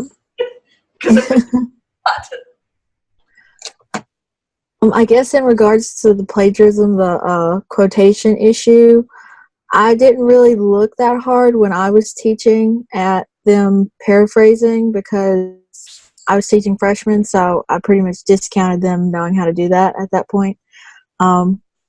But I would think it would just be the citation at the end of the sentence, like if you were just quoting. Yeah. I mean, I don't know what to tell you, Emily, that some of your professors have been misinformed. Yes. And unfortunately, you pay for it. Yeah. So you can't say that as a student to a professor. Sure you can. Like, let's go visit the Purdue Owl. Yeah. Have at it. Oh no, I would go in and be like, this is what I've been using. Can you show me what you're using so I can make my style match what you would like? I did that before with a professor. It did not go over well. It did not go the way I needed it to go for the paper. And it was towards the end. I think if a professor just said, I'm going to just try to give you what you want, because I've tried that where okay, hold up. I used to do it exactly like this. Now I did it exactly like this. But now it's not exactly like this. So what is it that you actually want me to do? Like, it's not really. I said, all right, look, I'm gonna just take this. I'm gonna just take the L, because that's in the end. That's what you're gonna take, whether you talk to them or you don't. You taking the L, and depending on the professor. Not all professors are like that, but a lot of the professors some of the professors, a select few. Some that I deal with are very experts. Like, they consider themselves the expert in whatever it is that they're doing. Mm-hmm. So when you say, hold up, you're wrong. It's as if you're attacking a part of who they are, and it's just not an attack on the person. That's right. It's just this. I want this done. I just want this. I just want to do it. Like, I want to do it like you want me to do it. Because I can do that. Mm-hmm. Right. If you just tell me. Yes. I know in my undergrad, I went to a professor and I was like, just tell me what you want, because I had to learn how he wanted. Mm-hmm. And he was so great because he showed me different examples, like what was an A paper, what was a B paper, because I considered myself a very good writer, but not on his terms. And it was with the citing and everything. And I was like, I don't know what I'm doing wrong. But it was like you kind of have to mold yourself in that semester to their, to what they're used to, and you figure it out. And I expect you, as you read articles, to pay attention to how those are written. And hopefully you're looking at good ones, because there's some crap out there. I've seen them, and they're not good. So just keep that in mind. I also want to respond to the student who stated that composition studies are a huge benefit in the academic world. I was speaking with Dr. Hayes, and he explained that many educators who teach 1301 or 1302 will then apply for positions to teach composition. What they do not realize is that having experience in teaching 1301 and 1302 does not qualify them to teach composition studies.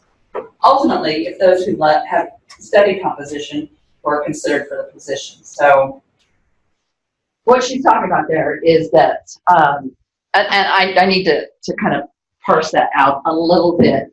So our graduate students teach 1301 and 1302. Once they have 18 hours, then they can start teaching those courses. Okay. And their benefits along with it.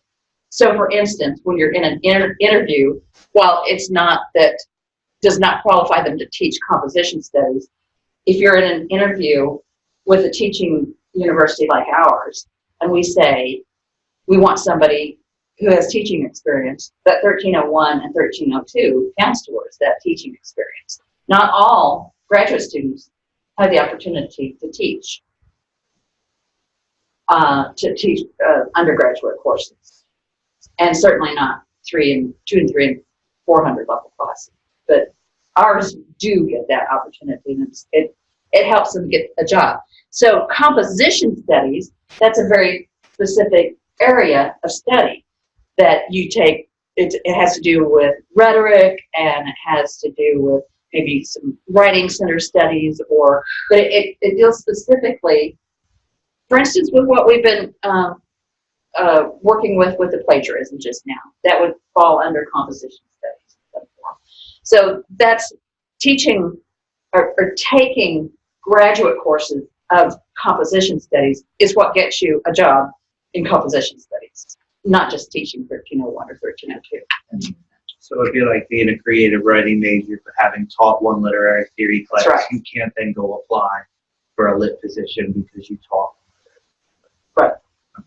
You could, but you probably won't. Yeah, you can do it in America. You'd be silly. You apply for it.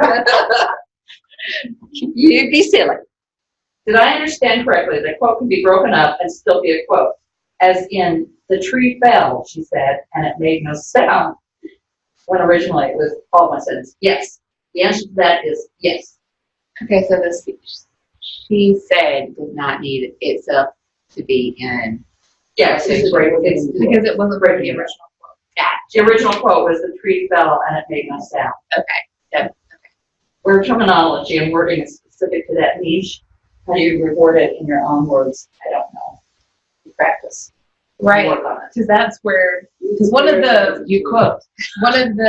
articles that I read on patch writing said that they gave psychology professors a really complicated text, and like 30% of them patch wrote or plagiarized in various forms because it was really complicated and they didn't have the background to write, like to read it, understand it, and put it in their own words. Mm-hmm. And that's where we get a lot of the ESL studies. Like they don't have the language to put it in their own words. And so, direct translation isn't necessarily possible. Right. And I ran into some of that whenever I was trying to read Althusser last semester. Mm-hmm. Holy moly. Like, and some of his comrades. Like, it was really difficult text to work through. And you did warn me. So, thank you for that.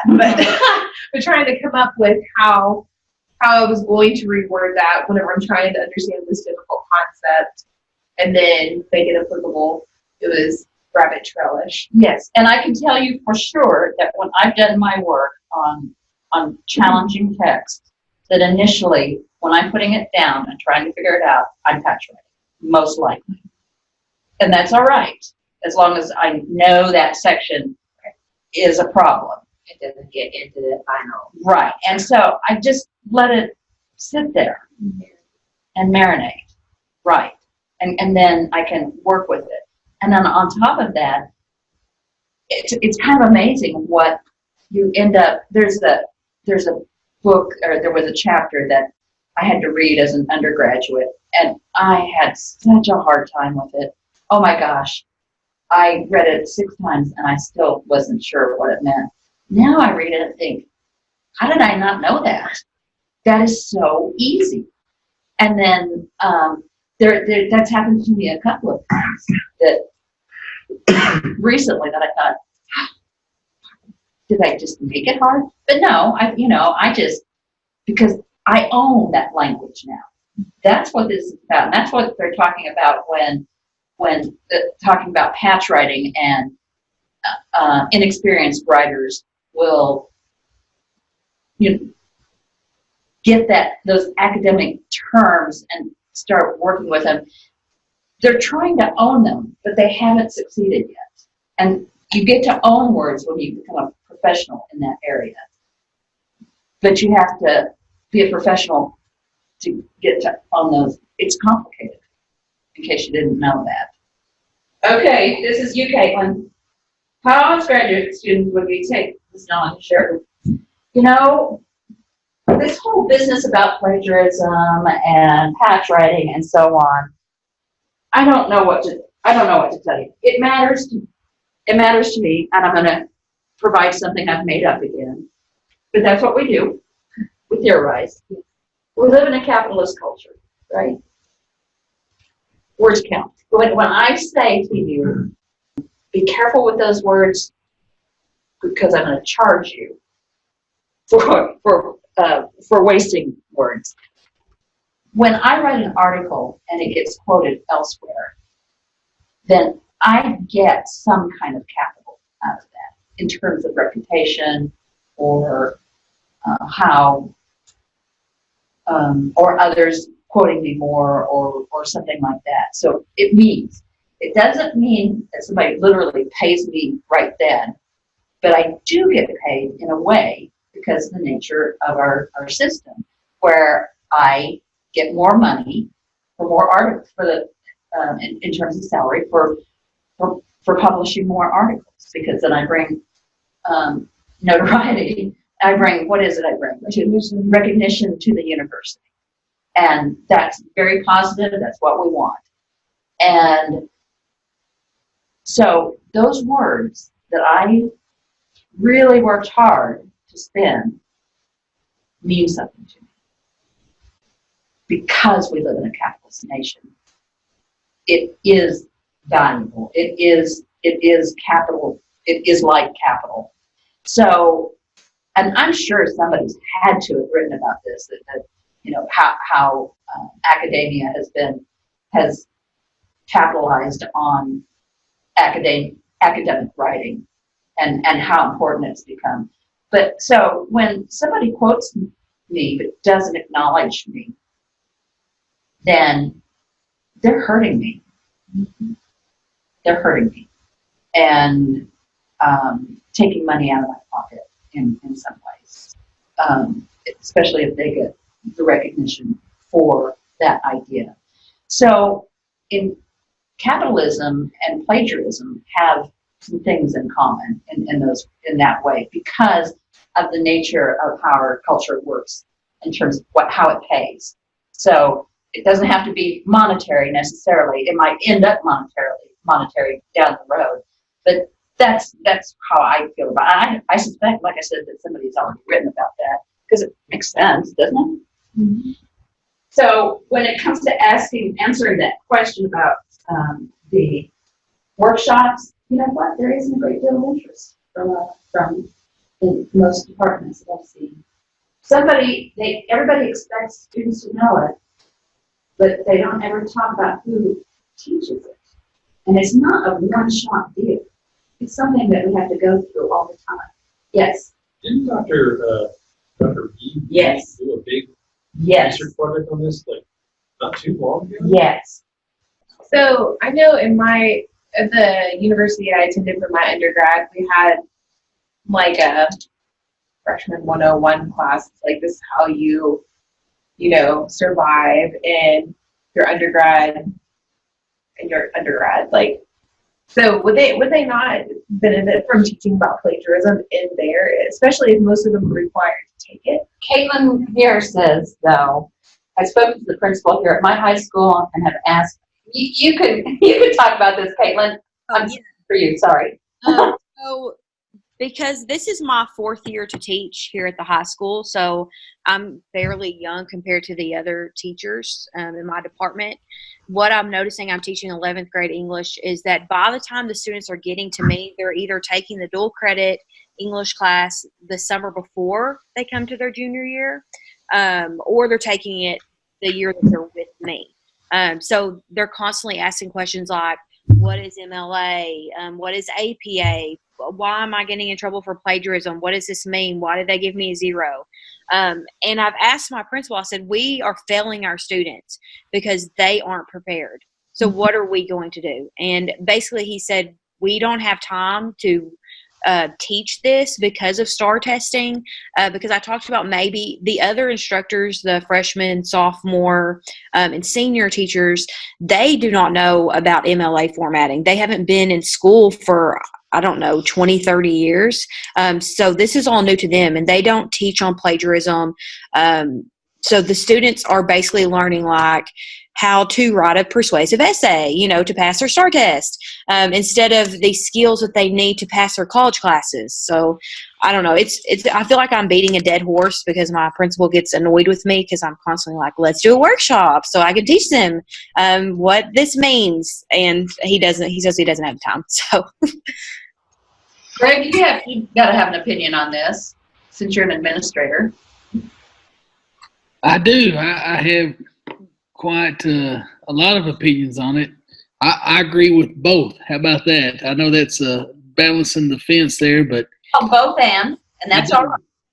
I do. I think that the state of Texas has set us up in a really bad situation where we can't go in and really excel academically because they hold us accountable for things that aren't even going to go that up in the college level that they even care about, which is a shame. Which is why we don't have that good of an education system. Yeah. That's why they need to folks that are non-educators need to stay out of educational decisions. Exactly. It's how they rate the schools in Texas. Yeah. Is that why no one in my 1302 class knew what either MLA or APA were? That is correct. Didn't know what it was at all. That's Yeah, right. like I mentioned last week, I got to 1301 and your my professor was like, "Why don't you remember MLA from high school?" And I'm like, "What? What is that? Never heard of it." I didn't know it was MLA, They use but I the knew what STAR the heading testing. was. I knew what works cited page was. And I wasn't being taught it from that perspective, but I could do it. But they're not teaching citation. Never heard of teaching these things. Because everything is tied to the STAR. If the schools don't meet their metrics, they get penalized. They don't get funding. And here's the other kicker. If you notice your kid's having problems with writing like lengthwise, it's because on STAR, 26 lines is all they get for a day. That's like texting. No, I'm seeing more basic problems like where should you indent a new paragraph? Oh yeah, because That's they don't what- have to. They don't have to indent on STAR. Yes. All those things that you guys are saying are important, but it's not important to the people who make that test that rate our schools and see. So that's where the problem is.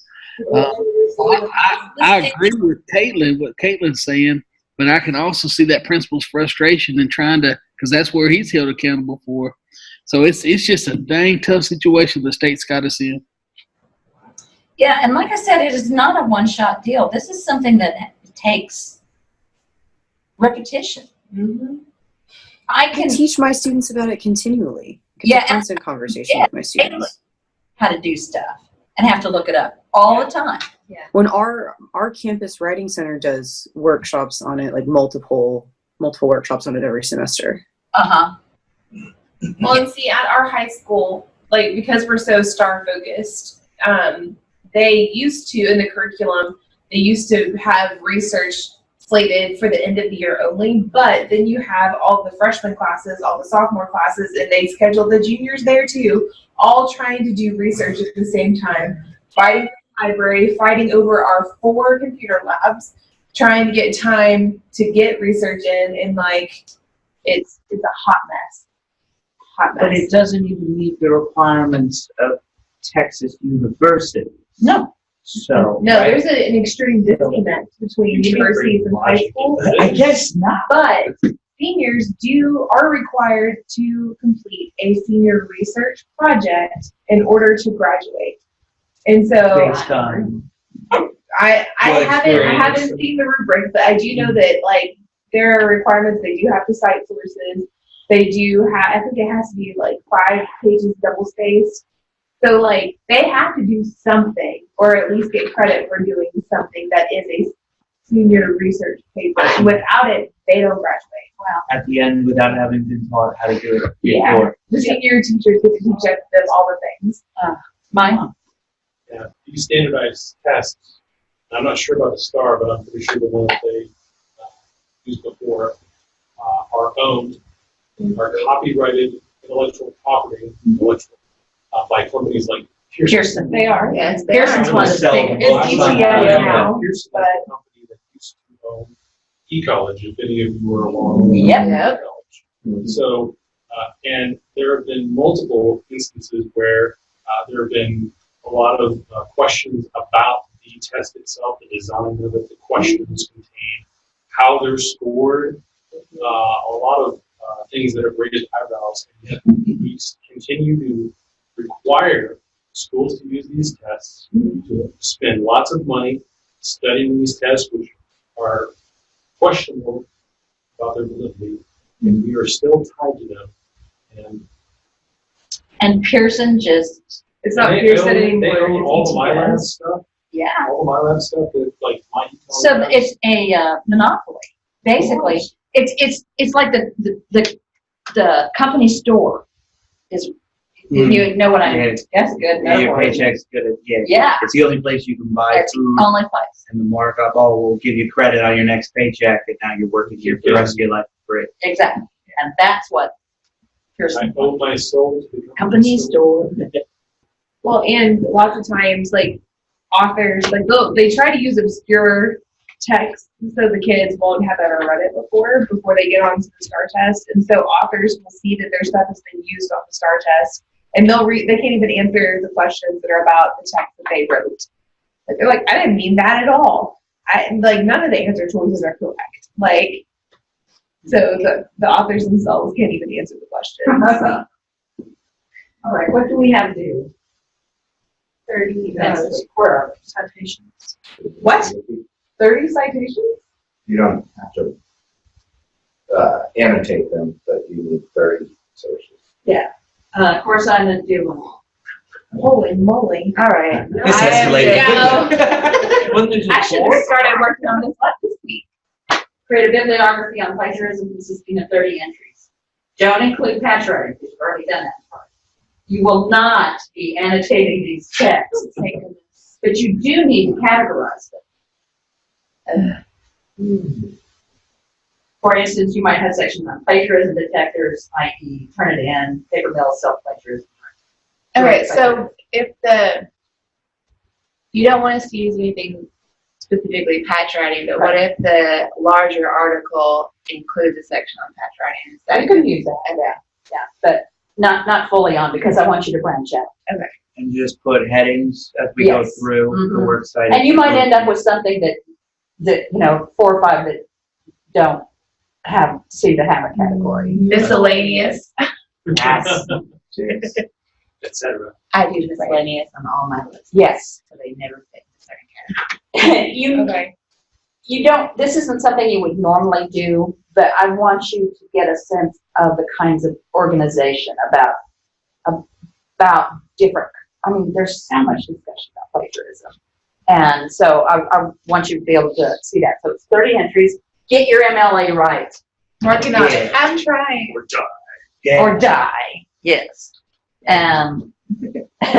should give you plenty of practice. I'm like, I've got that Al Purdue like tabbed on my thing, just because I'm constantly going. And then after that, It's cheaper than buying that MLA book every time it comes out Prepare for too. guest lecture. yeah, she actually comes week 6.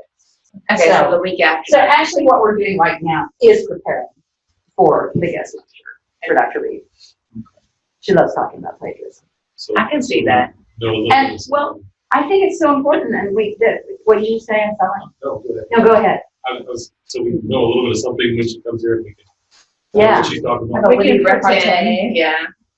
We know what we're talking about too. By the way, she really likes you. Good. I think they're kind of brilliant. Maybe. So Dr. Stewart, just to clarify, the bibliography divided into sections, no text in that, just the bibliography itself. Is that, am I hearing and understanding right? Yeah, there's no annotation to it. You just categorize. You give me like I said, paper mills, and you might have 5 articles about paper mills under that. Yes, ma'am. But you don't have to annotate. That comes later. Yes, ma'am.